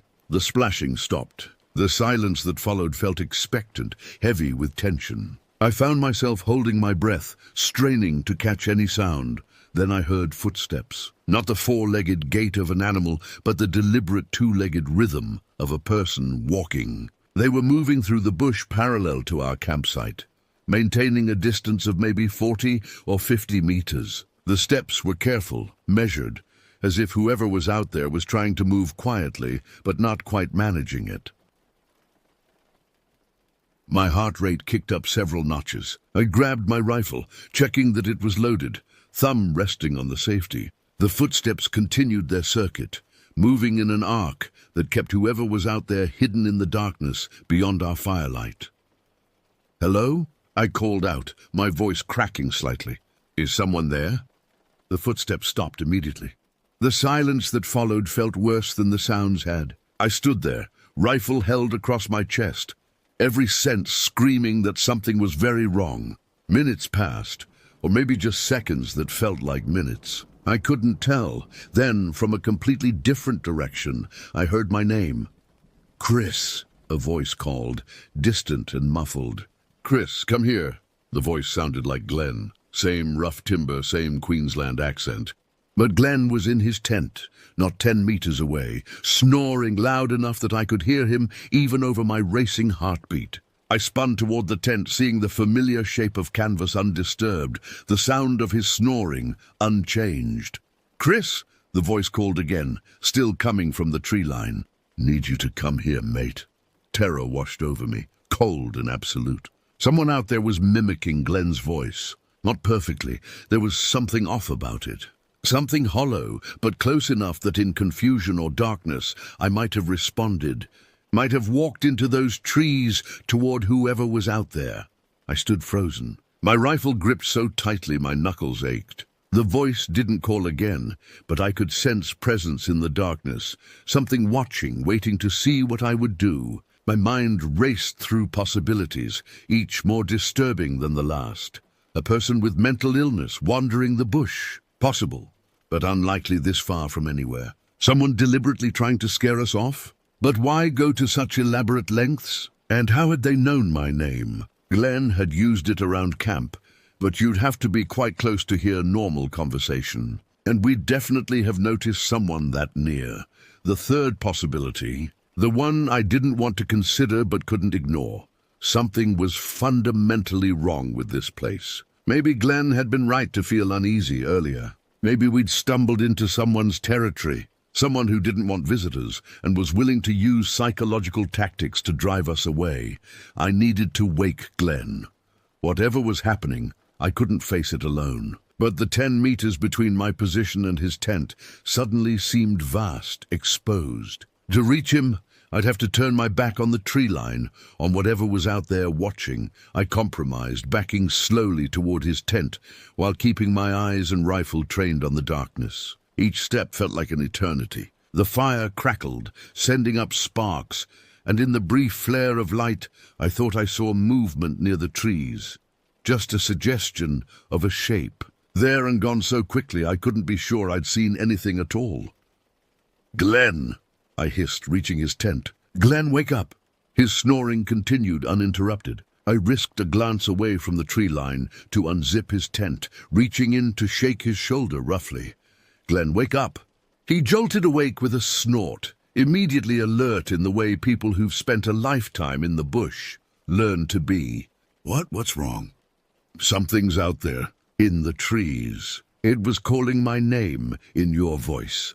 Even in the dim light from the fire, I saw his expression shift from confusion to sharp concern. He grabbed his rifle, checking it by touch, and emerged from the tent in his thermal underwear and boots. Wheem! I pointed toward the tree line. Over there. But it was moving around, like it was circling the camp. And earlier, I heard footsteps. Glenn stood beside me, his rifle up, scanning the darkness. Human footsteps? I think so. Not four-legged anyway. We stood there together, two humans alone in the wilderness, staring into darkness that suddenly felt malevolent. Glenn reached for his torch, a powerful spotlight he used for night hunting, and began sweeping the beam across the tree line.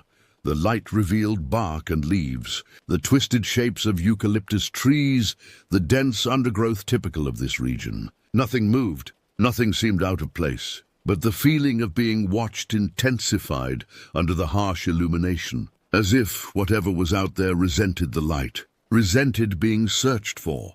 There, I said suddenly, pointing to a section of trees on the far side of the clearing. I saw something move. Glenn swung the spotlight in that direction, catching the beam on a large tree with pale, peeling bark. For just a moment, I thought I saw a shape behind the trunk. Tall, impossibly thin, moving with a fluid grace that seemed wrong for a human. But when Glenn held the light steady, there was nothing there. Probably just shadows, Glenn said, but his voice carried an uncertainty I'd never heard before. Trees playing tricks in the light. It called my name, I insisted. In your voice, while you were sleeping. He looked at me then, really looked. And whatever he saw in my face convinced him I wasn't making this up or imagining things. Right, here's what we're going to do. I'm going to walk out there, have a proper look around. You stay here, keep the fire bright and keep your rifle ready. If you see anything, and I mean anything, you yell for me and fire a warning shot into the air. Understand? Glenn, I don't think you should... I'm not spending the night wondering what's out there. He cut me off, his voice firm. Could be someone who needs help. Could be a dingo that's gotten too bold. Could be nothing at all. But I'm going to check. Stay alert. I wanted to argue, wanted to tell him this was a terrible idea, that every instinct I had was screaming at us to pack up and leave immediately. But Glenn was already moving, his spotlight cutting a path through the darkness as he walked toward the tree line. I watched him go, my own rifle raised, sweeping the visible area around him for any sign of threat. He reached the trees and paused, listening. I could see him in profile, illuminated by his own light, every sense focused on the bush around him. He took a step into the trees, then another, until the foliage began to swallow him. His light became a diffuse glow, filtering through leaves and branches. Then it went out. Glenn! I shouted, my voice cracking with sudden terror. Glenn, your light? For 3 seconds, that felt like 3 hours. There was only darkness and silence. Then the light flickered back on, and I heard Glenn curse loudly. Battery terminal came loose, he called back. I'm all right, but he didn't sound all right. His voice carried an edge I couldn't identify. Shock, maybe, or fear. He emerged from the tree line walking quickly, his movements stiff and purposeful. As he got closer to the fire, I could see his face clearly, and what I saw made my stomach drop. Glenn's face was pale, drained of color, in a way that looked almost unnatural in the firelight. His eyes were wide, the whites showing all around the irises, and his jaw was clenched so tight I could see the muscles jumping beneath his skin. Pack everything, he said flatly. We're leaving now. What did you see? Pack everything, we're leaving. Glenn, tell me what... Now! He barked, and I'd never heard that tone from him before. Sharp, commanding, with an underlying current of barely controlled panic. We moved into action, throwing our careful camp setup into chaos. Tents came down in minutes, rather than the usual careful dismantling. We stuffed sleeping bags into their sacks, without rolling them properly. tossed cooking supplies into boxes without organizing them, loaded everything into the truck bed with none of our usual methodical arrangement.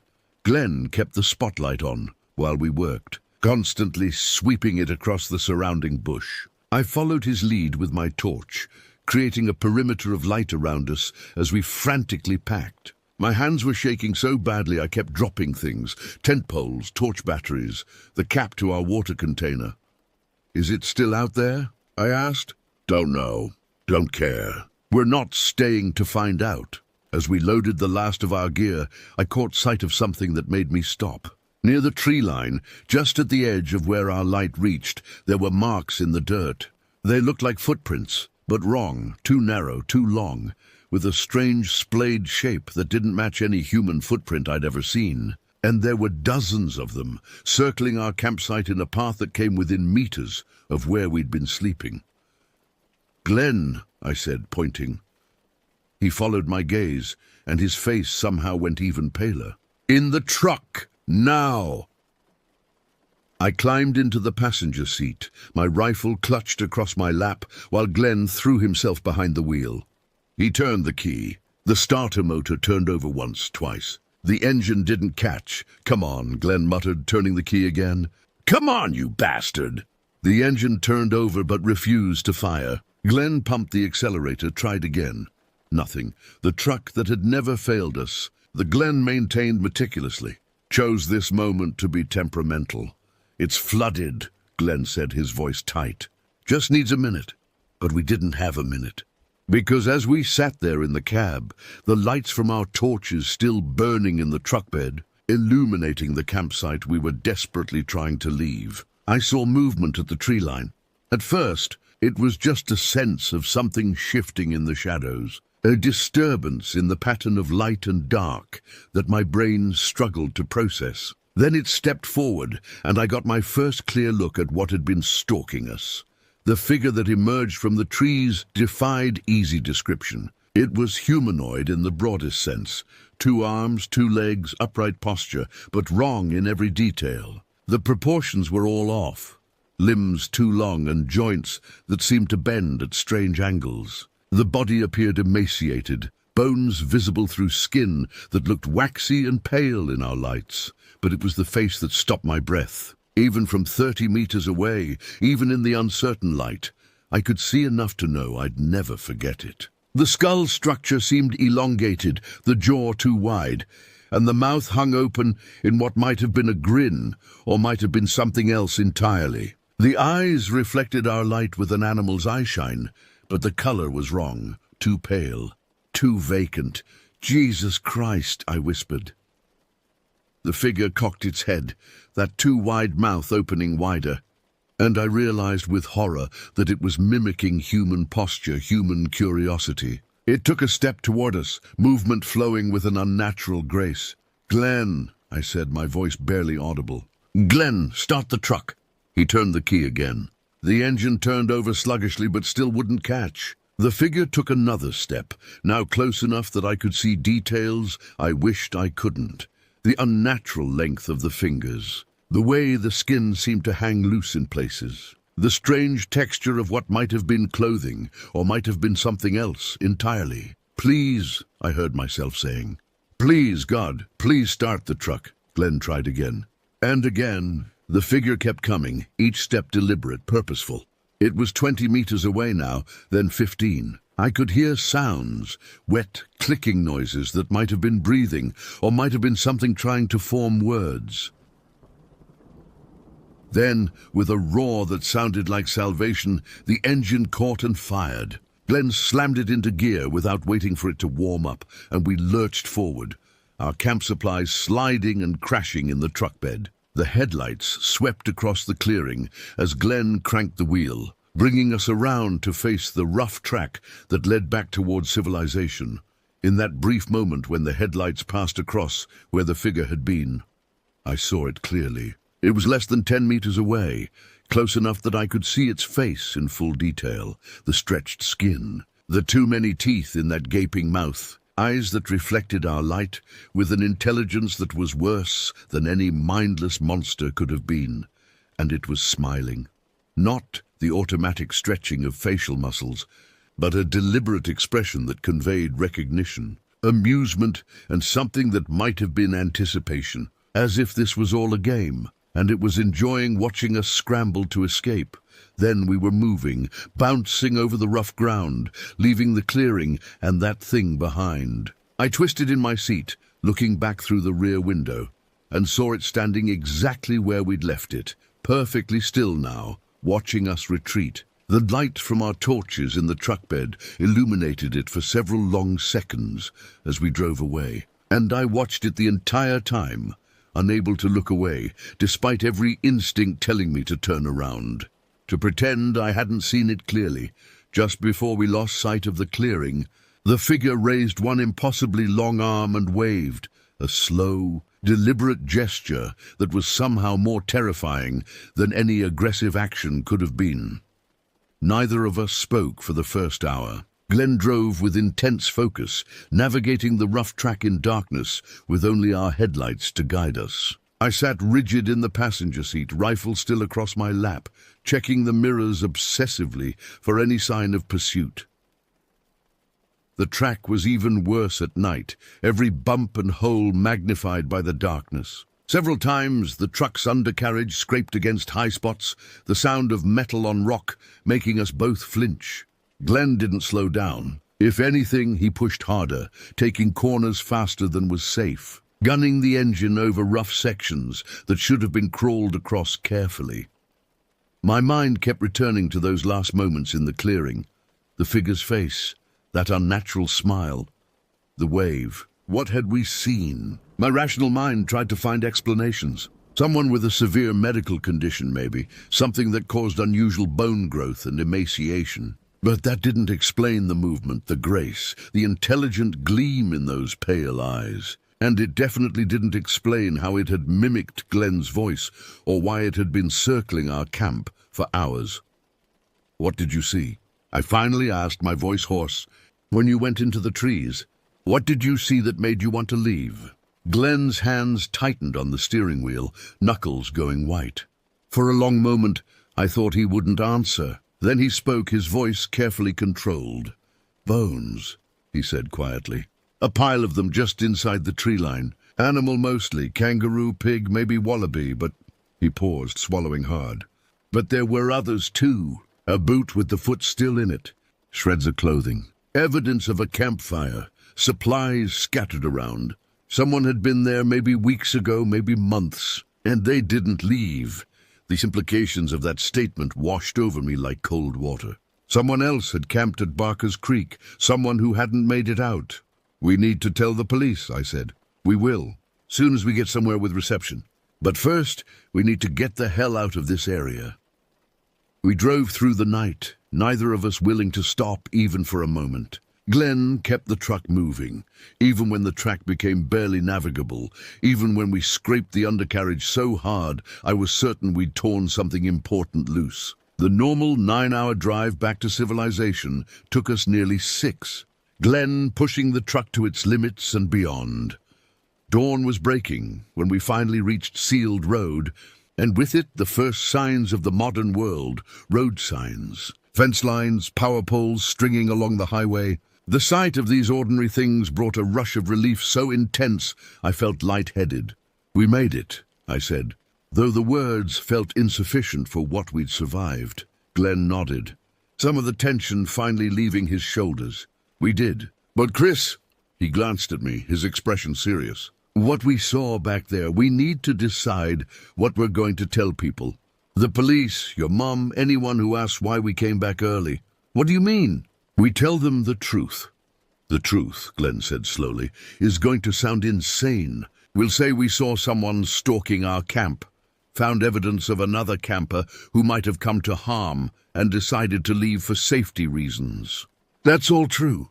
But the rest of it, the thing we saw, the voice calling your name, if we start talking about that, people are going to think we had some kind of shared hysteria, or that we're making it up for attention."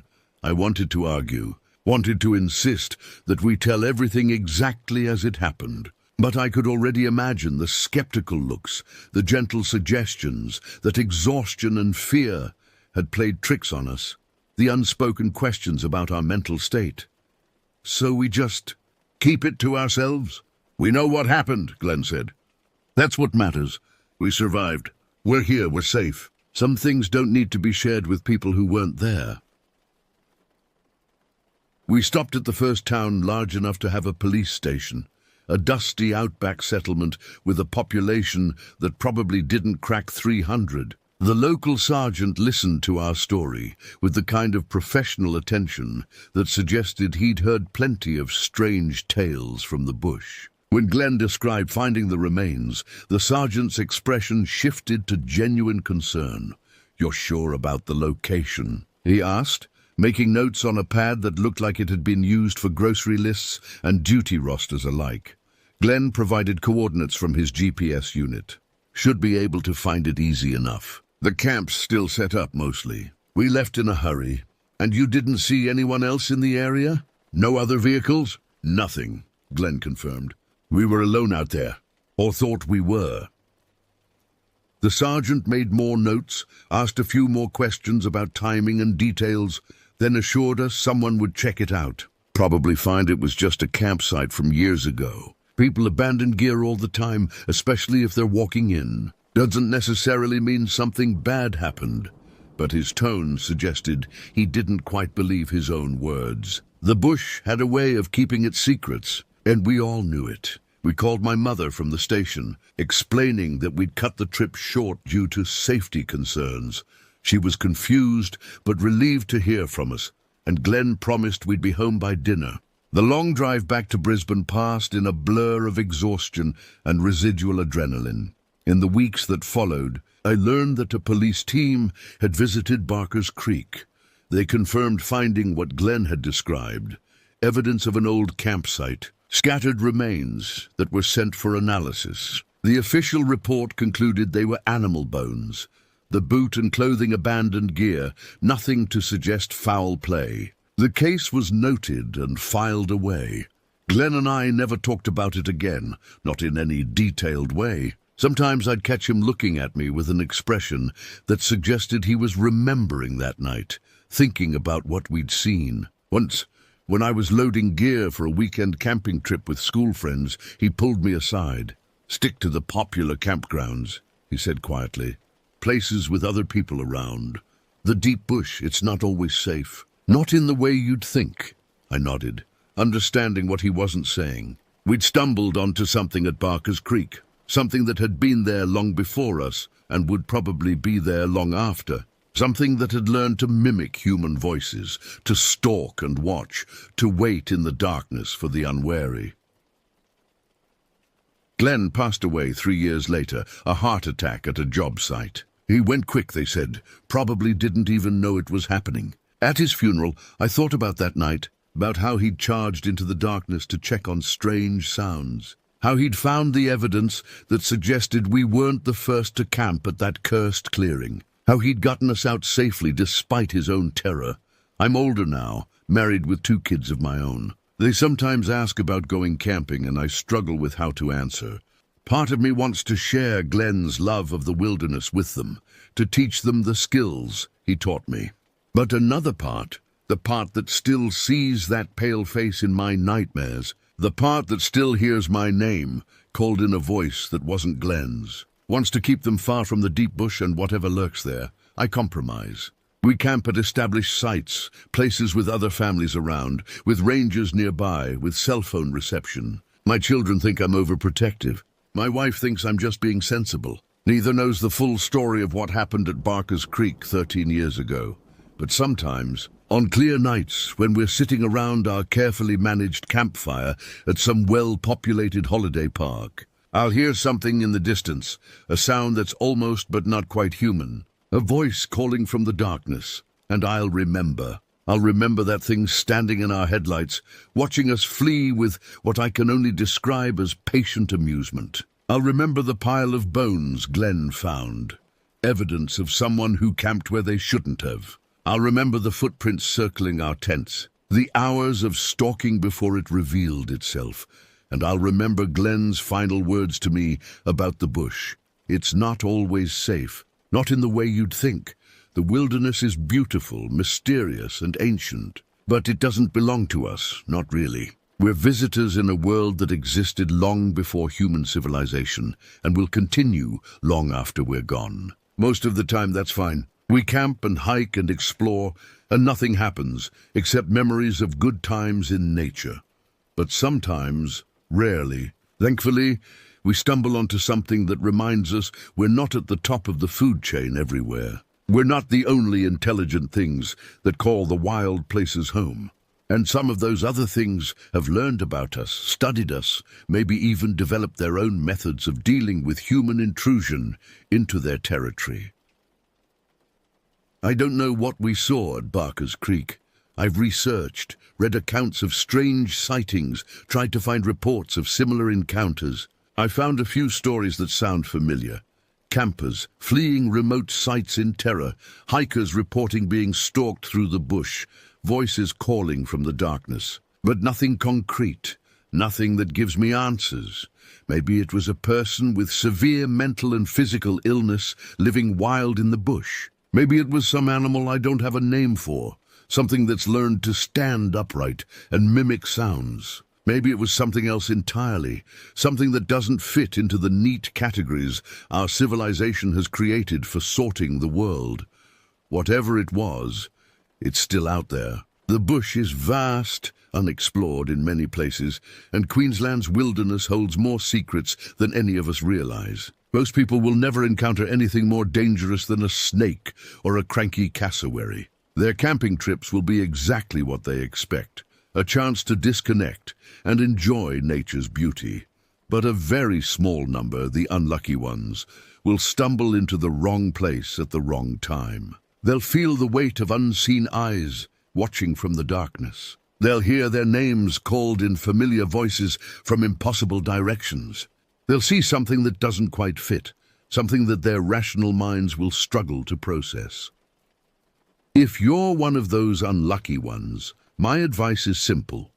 Leave immediately. Don't try to investigate, don't try to rationalize it, don't convince yourself you're being paranoid. Pack up as quickly as you can and get back to civilization. The wilderness will always be there for another trip, another time, another place. But if you ignore the warning signs, if you stay when every instinct is screaming at you to flee, you might end up like that person whose boot Glenn found. Another scattered collection of remains in a remote clearing, evidence of someone who camped where they shouldn't have, who stayed when they should have run. I carry a reminder of that night everywhere I go. Not a physical object, but something just as permanent. It's the knowledge that the world is stranger and more dangerous than most people realize. It's the memory of a face that wasn't quite human, of intelligence behind pale eyes, of something that had learned to hunt humans the way we hunt animals. And it's the absolute certainty that if I ever, by accident or misfortune, find myself at a place like Barker's Creek again, I'll recognize it immediately. I'll feel that same oppressive weight of being watched, that same wrongness in the air. And I'll leave without hesitation, without second-guessing, without waiting to see what emerges from the trees. Glenn understood that in a way I didn't, not at first. He'd spent his whole life in the bush, had probably encountered strange things before that night, had learned which boundaries shouldn't be crossed. He tried to teach me not just survival skills, but respect for the wilderness and awareness of its dangers, both the ones you can see and the ones you can't. I wish I could thank him for that. I wish I could tell him that his lessons probably saved both our lives that night, that his quick thinking and willingness to flee rather than fight got us home safely. I wish I could ask him if he'd encountered something similar before, if he'd known what we were dealing with even before he found those bones. But he's gone now, and I'm left with memories, questions, and a story that sounds too unbelievable to share with anyone who wasn't there. Most days, that's fine. I go about my normal life, work my job, raise my kids, and that night at Barker's Creek feels like a distant nightmare. But sometimes, when I'm alone, when it's dark, when the wind is blowing just right, I'll hear something that sounds almost like my name being called. And for just a moment, I'm 17 again, standing in a remote clearing, watching something that shouldn't exist smile at me with too many teeth. Those are the nights I don't get much rest. Those are the nights I remember that the world is bigger and stranger than we admit, that there are places humans probably shouldn't go, and things we're better off never meeting. This is my story. This is what happened at Barker's Creek 13 years ago. I've never told it in full before, but writing it down feels important somehow. Maybe as a warning to others who might stumble into similar situations. Maybe as a way to honor Glenn's memory and the lessons he taught me. Maybe just to prove to myself that it really happened, that I didn't imagine the whole thing. Whatever you choose to believe, whatever explanations you prefer, I can only tell you what I know. There are things in the Australian wilderness that defy easy explanation. Places where the rules work differently, where human presence is tolerated but not welcome. And if you're unlucky enough to find yourself in one of those places, your only rational choice is to leave immediately. The bush is beautiful. The bush is ancient. The bush is unforgiving. And sometimes the bush watches back.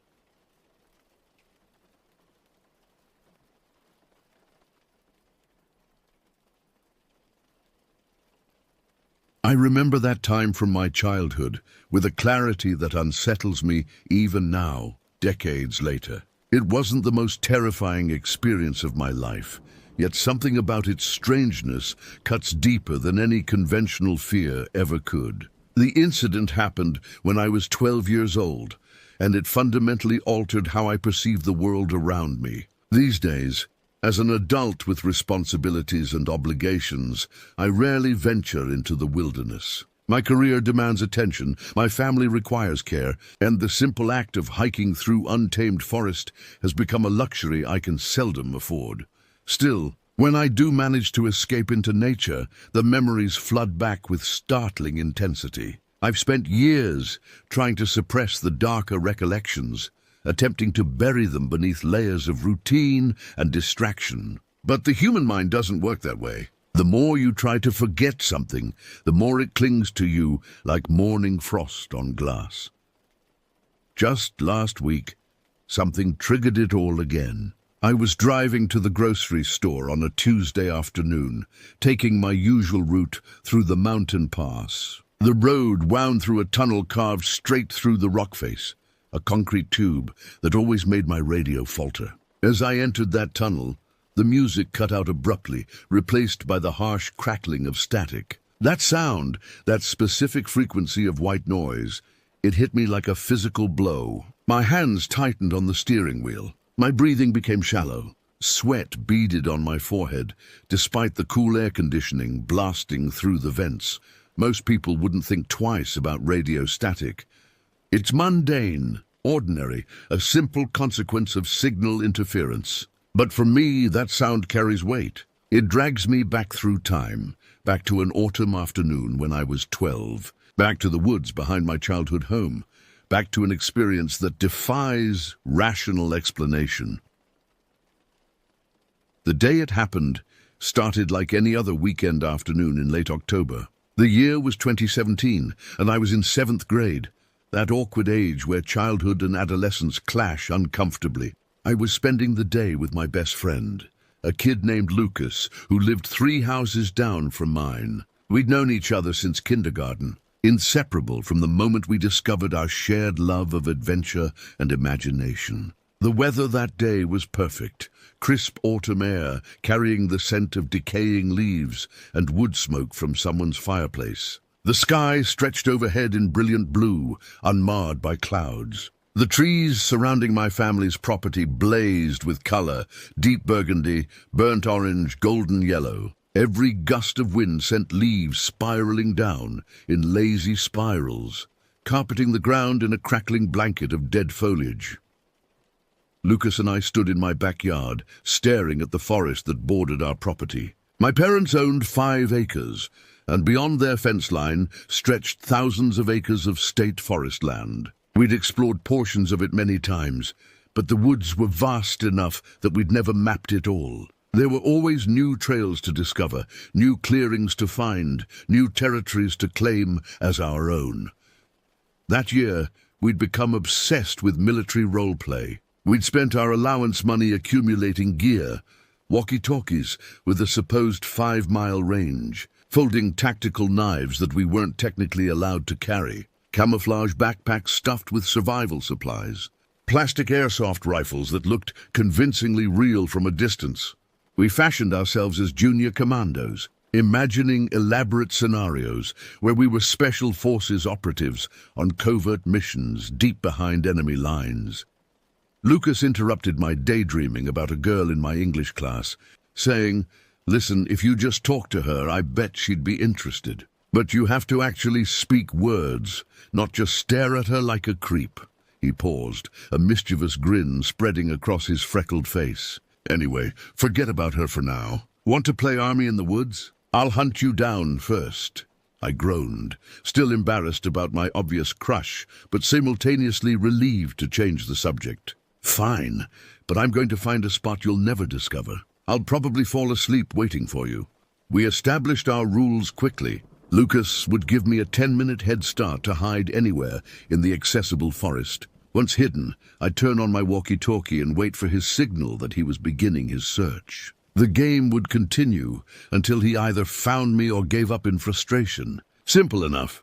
I grabbed my equipment and sprinted into the forest, leaves crunching beneath my sneakers. The tree line swallowed me quickly, the thick canopy above filtering the sunlight into dancing patterns on the forest floor. I ran hard, my breath coming in quick gasps, my backpack bouncing against my shoulders. I wanted to put real distance between myself and the house, to find a hiding spot that would genuinely challenge Lucas's tracking abilities. After about 8 minutes of running, much deeper than we typically went, I found my spot. A massive oak tree, its trunk at least 4 feet in diameter, with low-hanging branches that formed natural ladder rungs. Perfect for climbing. I scaled it quickly, my hands finding purchase on the rough bark, my feet pushing off against solid wood. About 15 feet up, the branches forked into a comfortable seat where I could wedge myself securely. I settled in, catching my breath, my heart rate gradually slowing from the exertion. From my elevated position, I had a decent view of the surrounding forest. The terrain sloped gently downward to my left, where I could see a small creek bed cutting through the landscape. To my right, the forest grew denser, the trees pressing closer together, their branches interweaving into a tangled ceiling. The sounds of the forest enveloped me, wind rustling through leaves, birds calling to each other in complex songs, small animals scurrying through underbrush. Somewhere in the distance, I heard the rhythmic tapping of a woodpecker hammering against dead wood. These were comforting sounds, familiar and safe. This was my territory, my playground, my kingdom. I pulled out my walkie-talkie, switching it on and setting it to channel 3, our designated frequency. Now I just had to wait for Lucas's voice to crackle through, announcing he was on his way. I adjusted my position slightly, making myself more comfortable for what might be a long wait. That's when I noticed the deer. A young doe, her coat a rich brown that blended perfectly with the autumn palette, stood about 30 yards away. She hadn't detected my presence yet. Too focused on the berry bush, she was systematically stripping of its remaining fruit. I watched her, fascinated by her methodical eating, the delicate way she stepped around obstacles, her ears constantly swiveling to catch any sounds of danger. I checked my watch. Lucas should be calling soon. I kept my eyes on the deer, mesmerized by her graceful movements. She represented everything pure about nature, innocent, beautiful, unaware of the complicated human world that pressed against her habitat from all sides. The walkie-talkie erupted without warning. Static, not the gentle crackle of a weak signal, but a violent assault of white noise that screamed from the small speaker at maximum volume. I nearly dropped the device in shock, fumbling to turn down the volume, but the dial seemed to have no effect. The static continued at the same ear-splitting intensity, a wall of sound that completely obliterated every other noise in the forest. I watched the deer's head snap up, her whole body going rigid with alarm. For one frozen moment we stared at each other, me in my tree, her on the ground below. Then she bolted, crashing through the underbrush with panicked abandon, leaving me truly alone. My hands trembled as I stared at the walkie-talkie. This wasn't normal interference.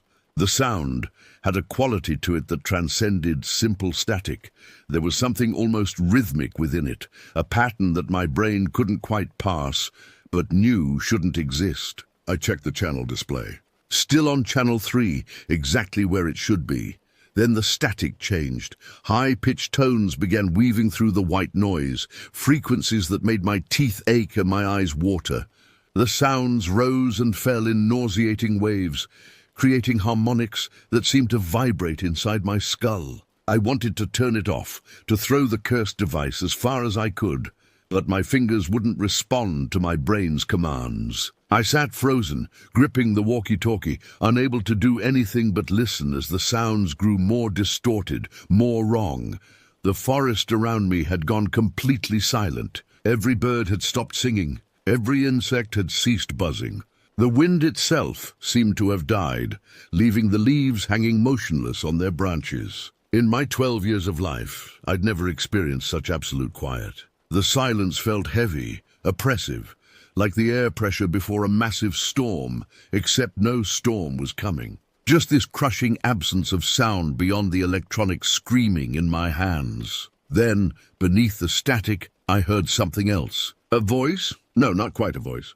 More like the memory of a voice, or the echo of something that might have been words once, but had degraded into pure sound. It rose from the depths of the static, a low moan that climbed higher and higher in pitch until it became an inhuman shriek. The sound lasted 3 seconds. I counted them. 1 Mississippi, 2 Mississippi, 3 Mississippi, before cutting off with surgical precision. The static vanished instantly. The walkie-talkie went completely dead, not even the usual background hum of an active radio. Just silence. Complete, total, suffocating silence.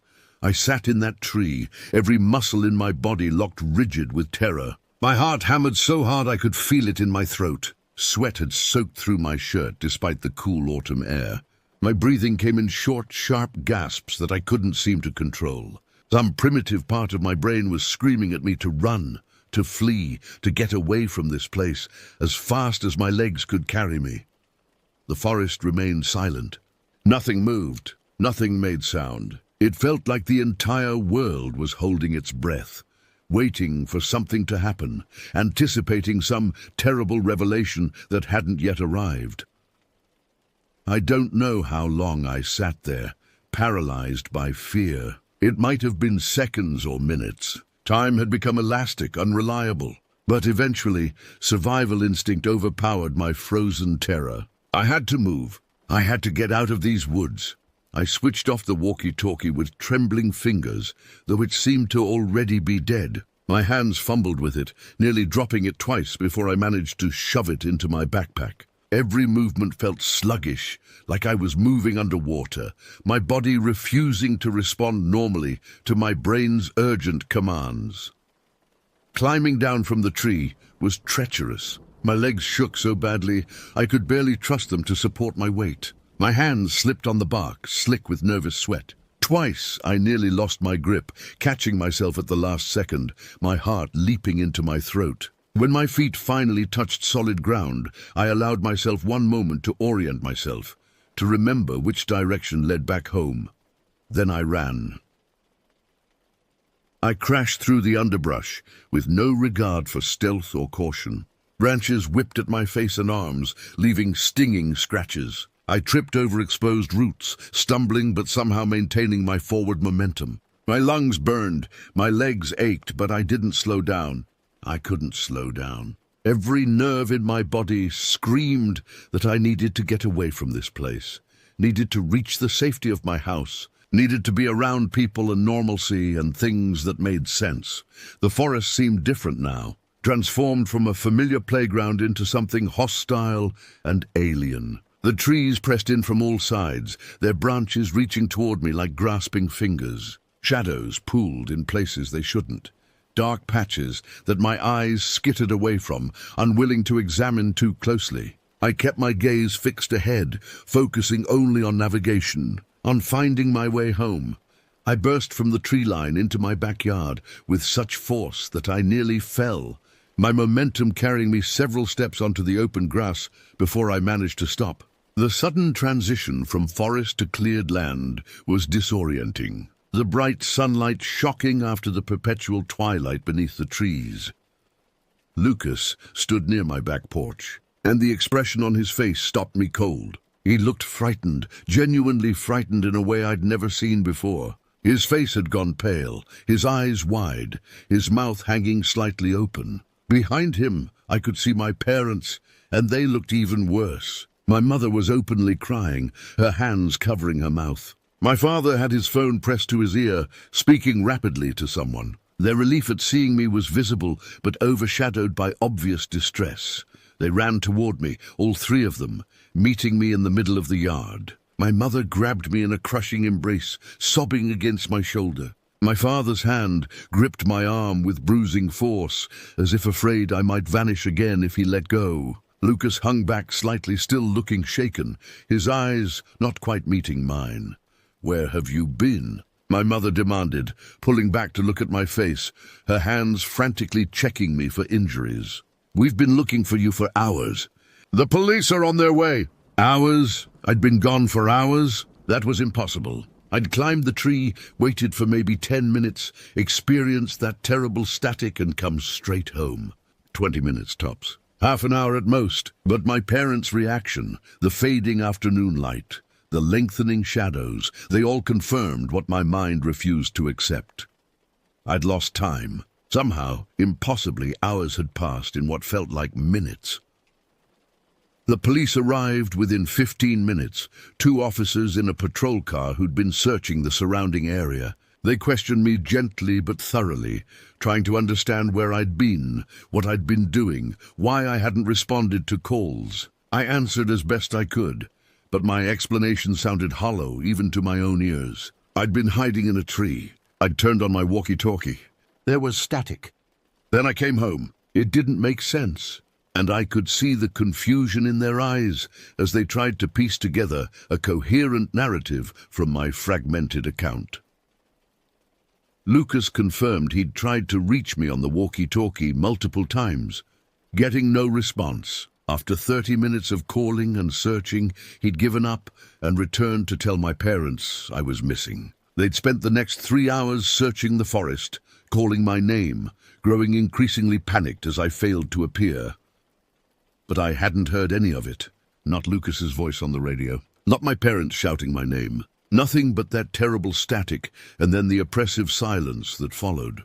The officers eventually concluded I'd simply gotten disoriented and lost track of time, a not uncommon occurrence with children in the woods. They cautioned my parents about supervision and suggested we stay out of the forest for a while.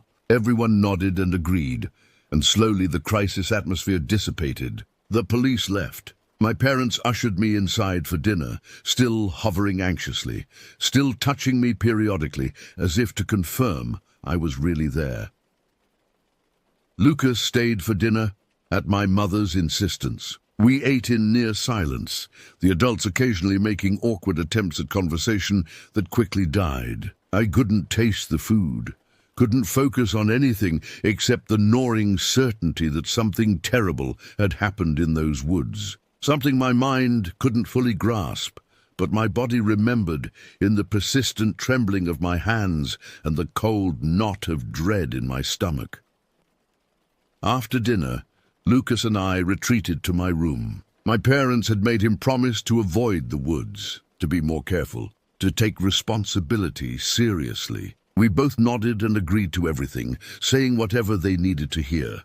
Once my door closed, Lucas turned to me, his face grave. "I need to tell you something," he said quietly. "Something I didn't mention to your parents or the police." Lucas sat on my bed, his hands clasped tightly together, his knuckles white from pressure. He stared at the floor, unable or unwilling to meet my eyes. I'd never seen him like this, Lucas, who was usually confident to the point of recklessness, who laughed at scary movies and prided himself on being tough. Now he looked small and frightened, like a child confronted with something far beyond his ability to understand. "I saw you," he finally said, his voice barely above a whisper. "Or I thought I did. About 20 minutes after you went into the woods." I waited, my heart rate accelerating again, some instinct telling me I didn't want to hear what came next. "I was following your trail, looking for broken branches and footprints like we always do. I was maybe 100 yards into the forest when I spotted someone ahead of me. They had their back turned, but they were wearing the same clothes as you, had the same haircut, the same backpack. I figured you were trying to double back and confuse your trail, so I started running toward you, calling your name." Lucas's hands were shaking now. He pressed them between his knees, trying to still them. But when I yelled, this person took a step away from me, except it wasn't a normal step. It was too big, covered way too much ground, like they'd glided backward 10 feet in a single movement. That's when I stopped running, because something was very, very wrong. He paused, swallowing hard. Then they turned around to face me, and it looked exactly like you. Same face, same expression, everything, except the eyes. God, the eyes were completely black. Not just the pupils, but the whole eye, from edge to edge. Pure black, like looking into empty holes. My mouth had gone dry. I wanted to tell Lucas he was lying, that this was a sick joke, but the terror in his voice was too genuine. He wasn't making this up. This thing that looked like you, it stared at me for what felt like forever. Then it raised one hand and waved. Not a friendly wave, but slow and deliberate, almost mocking. And it smiled. This wide, wrong smile that didn't look human, despite being on a human face. Lucas finally looked at me, his eyes rimmed with red. I ran. I ran faster than I've ever run in my life. Didn't look back, didn't stop until I reached your house. I was terrified to tell anyone because what would I say? That I saw you in the woods, but you weren't you. That something was wearing your face. They'd think I was crazy. So I just said you were lost and wouldn't answer your radio. We sat in silence, the weight of his confession hanging between us. Part of me wanted to dismiss it as imagination, fear playing tricks in the woods. But I couldn't. Not after what I'd experienced with the walkie-talkie. Not after losing hours of time I couldn't account for. Something had happened in those woods. Something that defied natural explanation, even as it left no physical evidence, no rational thread to follow. "We can't tell anyone," Lucas said firmly. "No one would believe us anyway. We'd just sound insane." I nodded slowly, understanding the wisdom in his words, even as I hated the isolation they implied. This secret would be ours alone to carry. Years have passed since that October afternoon. I'm 34 now. Living 3 states away from my childhood home, working as an accountant at a firm that values reliability over imagination. Lucas and I still keep in touch, though our conversations carefully avoid that day. It sits between us like a scar we've both learned to ignore, painful when prodded, but mostly forgotten in daily life. I haven't been back to those woods since. Every time I visit my parents, who still live in the same house, though now in their retirement years I find excuses to stay indoors or stick to the front yard. The forest remains at the edge of their property, unchanged and patient, waiting. But recently I felt a pull I can't quite explain. A need to return, to confront what happened, to search for answers even though I'm terrified of what I might find. The encounter has colored my entire adult life in ways both subtle and profound. I avoid forests when I can. I never use walkie-talkies. The sound of static on any medium makes my palms sweat and my breathing quicken. I've built a life around avoiding reminders of that day, but avoidance isn't the same as healing.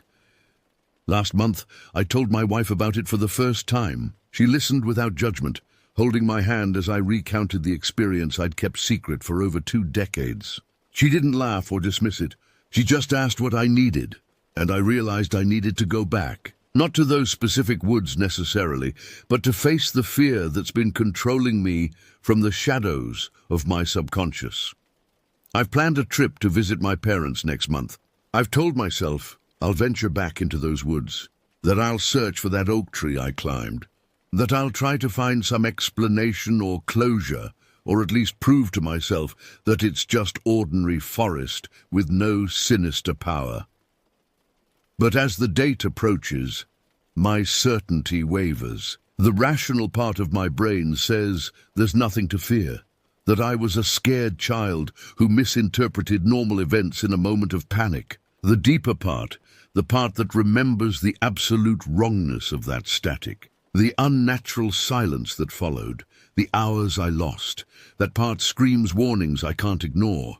I don't know if I'll actually do it. Right now, sitting at my desk in my climate-controlled office, writing this account, I feel brave enough to face anything. But I remember how quickly bravery evaporates when confronted with real fear, how the body knows things the mind tries to rationalize away. If I do go back, if I find anything, I'll update this account. But part of me hopes I'll lose my nerve, that I'll visit my parents and find convenient excuses to stay away from that tree line, to leave the past buried where I've kept it for so long, because sometimes the worst horror isn't what we discover in the darkness. It's the confirmation that the darkness knows us too, that it remembers us, that it's been waiting patiently for our return. The forest is still there, at the edge of my parents' property, exactly as it was 22 years ago. And somewhere in those woods, I left something behind: time, innocence, certainty about the nature of reality.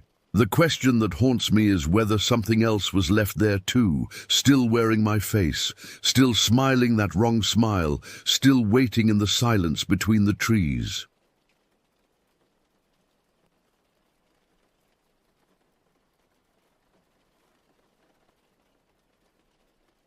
I was around the age of 18 when this happened, during the summer of 2017.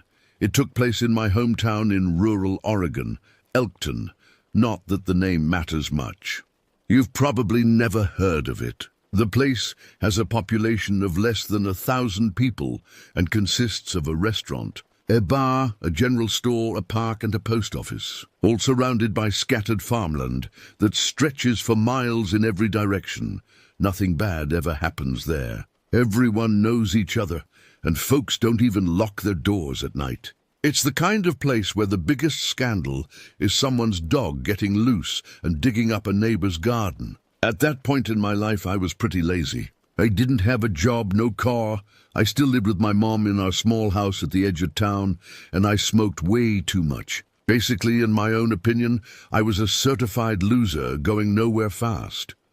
My routine was predictable and pathetic. Sleep in until I felt like waking up, usually around noon or later. Then I'd get stoned and play video games for hours, losing myself in virtual worlds where I could actually accomplish something. Once I got bored with that, usually around 9 or 10 at night, I'd walk over to my buddy's house in town and we'd hang out for the rest of the night. We'd watch movies, play more games, talk about nothing important. I'd usually stay there until around 1 in the morning. For reference, I lived about 2 miles out of town, and my buddy lived right in the center, above his parents' hardware store. It was a bit of a hike, but it wasn't bad. In fact, it was probably the only real exercise I was getting at the time. The walk took me about 40 minutes if I kept a steady pace. I would just pop in my headphones, turn up the music loud enough to drown out my thoughts, and zone out until the walk was over. The road was completely deserted at that hour, just me and the occasional deer crossing the pavement. This happened during one of those nights when I was walking back home. It was a Tuesday. I remember that clearly now, though at the time the days all blurred together. I was walking through town on the main road, which was really just a 2-lane highway that ran straight through Elkton. I had my headphones in, and I was just vibing to some music while I made the 2-mile trek back home. As I approached the park, which sat right at the edge of the main part of town, I noticed a car sitting in the parking lot. It was a dark sedan, maybe blue or black, hard to tell under the dim glow of the single street lamp. The car's engine was off, but I could see someone sitting inside. It was weird at first because usually I never saw anyone else on these walks. The whole town would be completely dead during these hours. Even the bar closed at midnight. I shrugged it off at first. Maybe it was someone passing through who pulled over to check their phone or look at a map. Maybe it was someone taking a nap or dealing with car trouble. I tried to rationalize it, even though something about it felt wrong. The car looked too clean, too new for someone just passing through this forgotten corner of Oregon, just off the road by the park. There's a trail that leads down to the Umpqua River. At the start of the trail, there's an old wooden bench that's been there since before I was born. As I approached the trail, maybe 20 feet away from it, some random guy abruptly appeared from the trailhead. He just materialized from the darkness like he'd been waiting there. This guy looked to be in his early 40s, judging by how he dressed and his facial features. He wore dark jeans, a plain dark jacket, and boots that looked heavy and deliberate. His hair was cut short, almost military style. One thing was immediately strange, though. He was wearing aviator sunglasses, and this was at 1 in the morning. Who wears sunglasses in the middle of the night? The man power walked in front of me with purpose, not casually strolling but moving with intent, and sat down on the bench. He positioned himself right in my path, impossible to ignore. The whole situation felt staged, rehearsed even. It looked like he was staring directly at me the whole time, his head tracking my movement, despite those dark glasses hiding his eyes. I couldn't see where he was looking, which made it even more unsettling. I was freaked out at first, my mind screaming that something was wrong, but I stupidly shrugged it off. This is Elkton, I told myself. Nothing happens here. He's probably just some local I don't recognize, out for a late-night walk. But even as I thought it, I didn't believe it. I knew most people in town, at least by sight. I started walking diagonally, creating distance, so there would be several feet between us once I passed him. I could feel his attention on me, heavy and focused. As I passed him, I deliberately looked in his direction. He was still staring at me, his body turned on the bench to follow my progress. His mouth was a thin line, expressionless and cold. I took out one headphone, trying to appear casual and friendly, trying to convince myself this was normal. "How's it going?" I said, my voice coming out more uncertain than I intended. "I think that was a terrible move." He did not reply. He didn't nod, didn't smile, didn't acknowledge the greeting at all. He just sat there, watching me through those absurd sunglasses, completely motionless, except for his head tracking my movement. I just picked up the pace slightly, trying not to show fear, and focused on getting home. This guy gave me a deeply uncomfortable feeling, like ants crawling under my skin, so I left out that one headphone just so I could be aware of my surroundings. I needed to hear if anything changed, if he moved, if he followed. I got about a quarter-mile down the road, past the last of the town's buildings and into the dark stretch where farmland took over, and decided to look back to see if he was still sitting there. The street lamp was a distant glow now, barely illuminating anything. He wasn't on the bench anymore, because he was now walking behind me, maybe 100 yards back, but closing the distance with each step. He was following me, basically. And he was definitely closing the distance, his pace faster than any casual walk. I swear my heart felt like it stopped for a moment, then started hammering so hard I could hear it over the music still playing in my one earbud. I yanked the headphone out completely. I remember thinking, trying to rationalize, trying to make it make sense. No way is he following me, really. Maybe he lives up this way, but that had to be his car at the park. So why is he going on foot? Why not drive? Why leave his car there? All these questions were flying through my mind, each one making less sense than the last, my thoughts racing and fragmented. I forced myself to look back again, trying to be subtle about it, just a glance over my shoulder. He was even closer now, maybe 70 yards, walking at a much faster pace than before. He wasn't even trying to hide it anymore. His arms swung with purpose, his stride long and determined. He knew I'd seen him, and he didn't care. Fight or flight kicked in like a switch being flipped in my brain, and I went from a casual stroll to a dead sprint instantly. My legs pumped, my lungs burned, adrenaline flooding my system. I looked back once more, terror making me check. He had matched my pace and was now sprinting at me, those heavy boots pounding the pavement. The gap between us still closing.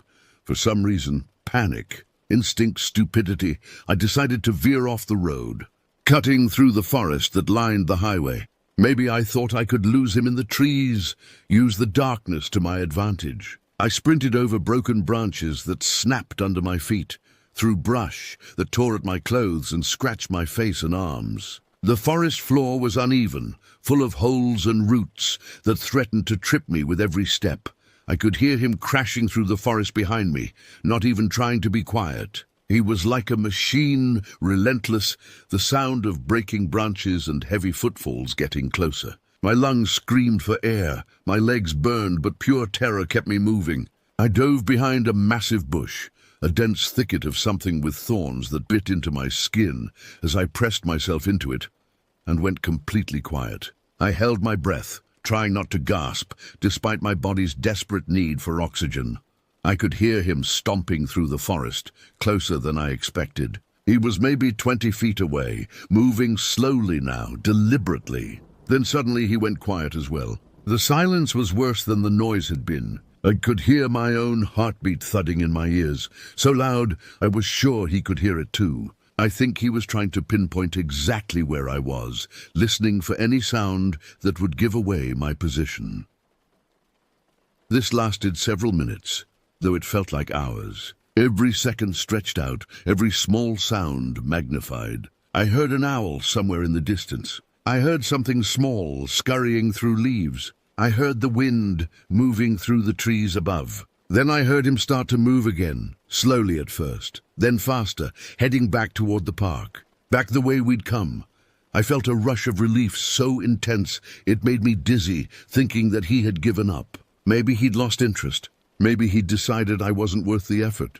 I still waited several more minutes, counting to 300 in my head, before I was certain he was out of the forest and back toward town. Then I carefully, quietly as I could manage, cut back through to the road. Once I hit the pavement, I checked both ways, my head swiveling frantically, just to be completely sure he wasn't there. The road was empty in both directions. There was no sign of him anywhere. No figure standing on the road, no sound of footsteps, nothing. Then again, I could only see about 40 feet in either direction because I was no longer in the main part of town and there were no street lamps here. Beyond that circle of visibility was just impenetrable darkness. I was still relieved, though, because I was so certain that I'd lost him. I'd outrun him, outsmarted him, escaped. The fear began to fade, replaced by a kind of giddy, jittery energy. Adrenaline still coursed through me, but now it felt like victory rather than terror. So I just focused on getting back home, on reaching safety. I was only about a mile away at that point, maybe 15 minutes of walking. Eventually, my breathing returned to normal. Eventually, the shaking in my hands stopped. Eventually, stupidly, I put my headphones back in and started to relax again, not even fully processing what had just happened. My mind was trying to downplay it, trying to convince me it wasn't as bad as it had felt. Maybe he was just messing with me. Maybe it was some kind of prank. Maybe I'd overreacted. I turned the music up, letting it fill my head and push out the lingering fear. I fell back into that familiar zone-out state, just walking, just existing, trying to forget. The road stretched ahead of me, dark and empty and familiar. I knew every crack in this pavement, every dip and curve. I'd walked this route hundreds of times. I was safe now. I was almost home. Eventually, I noticed a light coming up behind me, growing brighter against the darkness. Headlights from a vehicle moving slowly. My stomach dropped instantly, all that false security evaporating in a heartbeat. I was praying to God that it wasn't him, that it wasn't that dark sedan from the park. Please, I thought, let it be anyone else, anyone. As it approached me, it slowed down even more, crawling along at maybe 5 miles per hour. I practically cringed as it pulled up next to me and came to a full stop, the engine idling. I didn't want to look. Every muscle in my body was tense, ready to run again, even though I was exhausted and didn't know if I could manage another sprint. I looked up, expecting to see that guy wielding a weapon, a knife, a gun, something, and demanding that I get into the car. I was already planning my next move, already looking for another escape route into the trees. Thankfully, it wasn't him. It was a pickup truck, and behind the wheel was a local guy around my age named Tyler. He was on his way home from a get-together at his girlfriend's place. "Oh, hey, what's up, dude?" I said, my voice shaky with relief, trying to sound casual and failing completely. "Nothing much, man. Do you need a ride home?" he asked, noticing something off about me. My face was scratched from the branches, my clothes were dirty, and I was probably pale as death. But I was stupid. I was so convinced I'd escaped, so certain I'd lost the guy, that I replied, "Nah, dude, it's all good. I'm almost home. Thanks, though." I could then see a worried expression cross Tyler's face as he cut me off mid-sentence and said, "Are you sure, man? You know there's someone following you, right?" His voice was urgent, concerned, confused about why I wasn't reacting. I immediately looked down the road behind me, following his gaze. There he was, the same guy. Those same aviator sunglasses reflecting Tyler's taillights, creating two small points of red light where his eyes should be. He was closer than ever before, maybe 30 feet away, and still walking toward us with that same determined pace. I could now clearly see something in his hands, something long and metallic that reflected light from the truck, something that looked like it could do serious damage. Turns out I had never lost him, not in the forest, not on the road.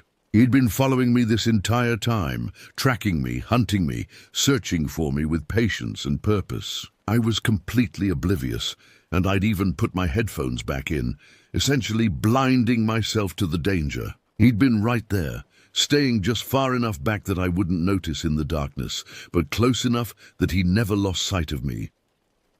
I looked back at Tyler, and I didn't even say anything. Words wouldn't come. I just scrambled into the truck, yanking the door open and throwing myself inside, slamming it behind me. Tyler didn't wait for an explanation. He hit the gas and we sped away. I turned around in my seat looking out the back window. The man had stopped walking. He just stood there in the middle of the road, watching us drive away, still holding that metallic object at his side. I didn't say a word during the ride. I couldn't speak. My throat felt closed up, my hands were shaking again, and I couldn't stop thinking about how stupid I'd been, how close I'd come. What would have happened if Tyler hadn't driven by exactly when he did? The timing was impossibly fortunate. 5 minutes earlier or later, and he would have missed me.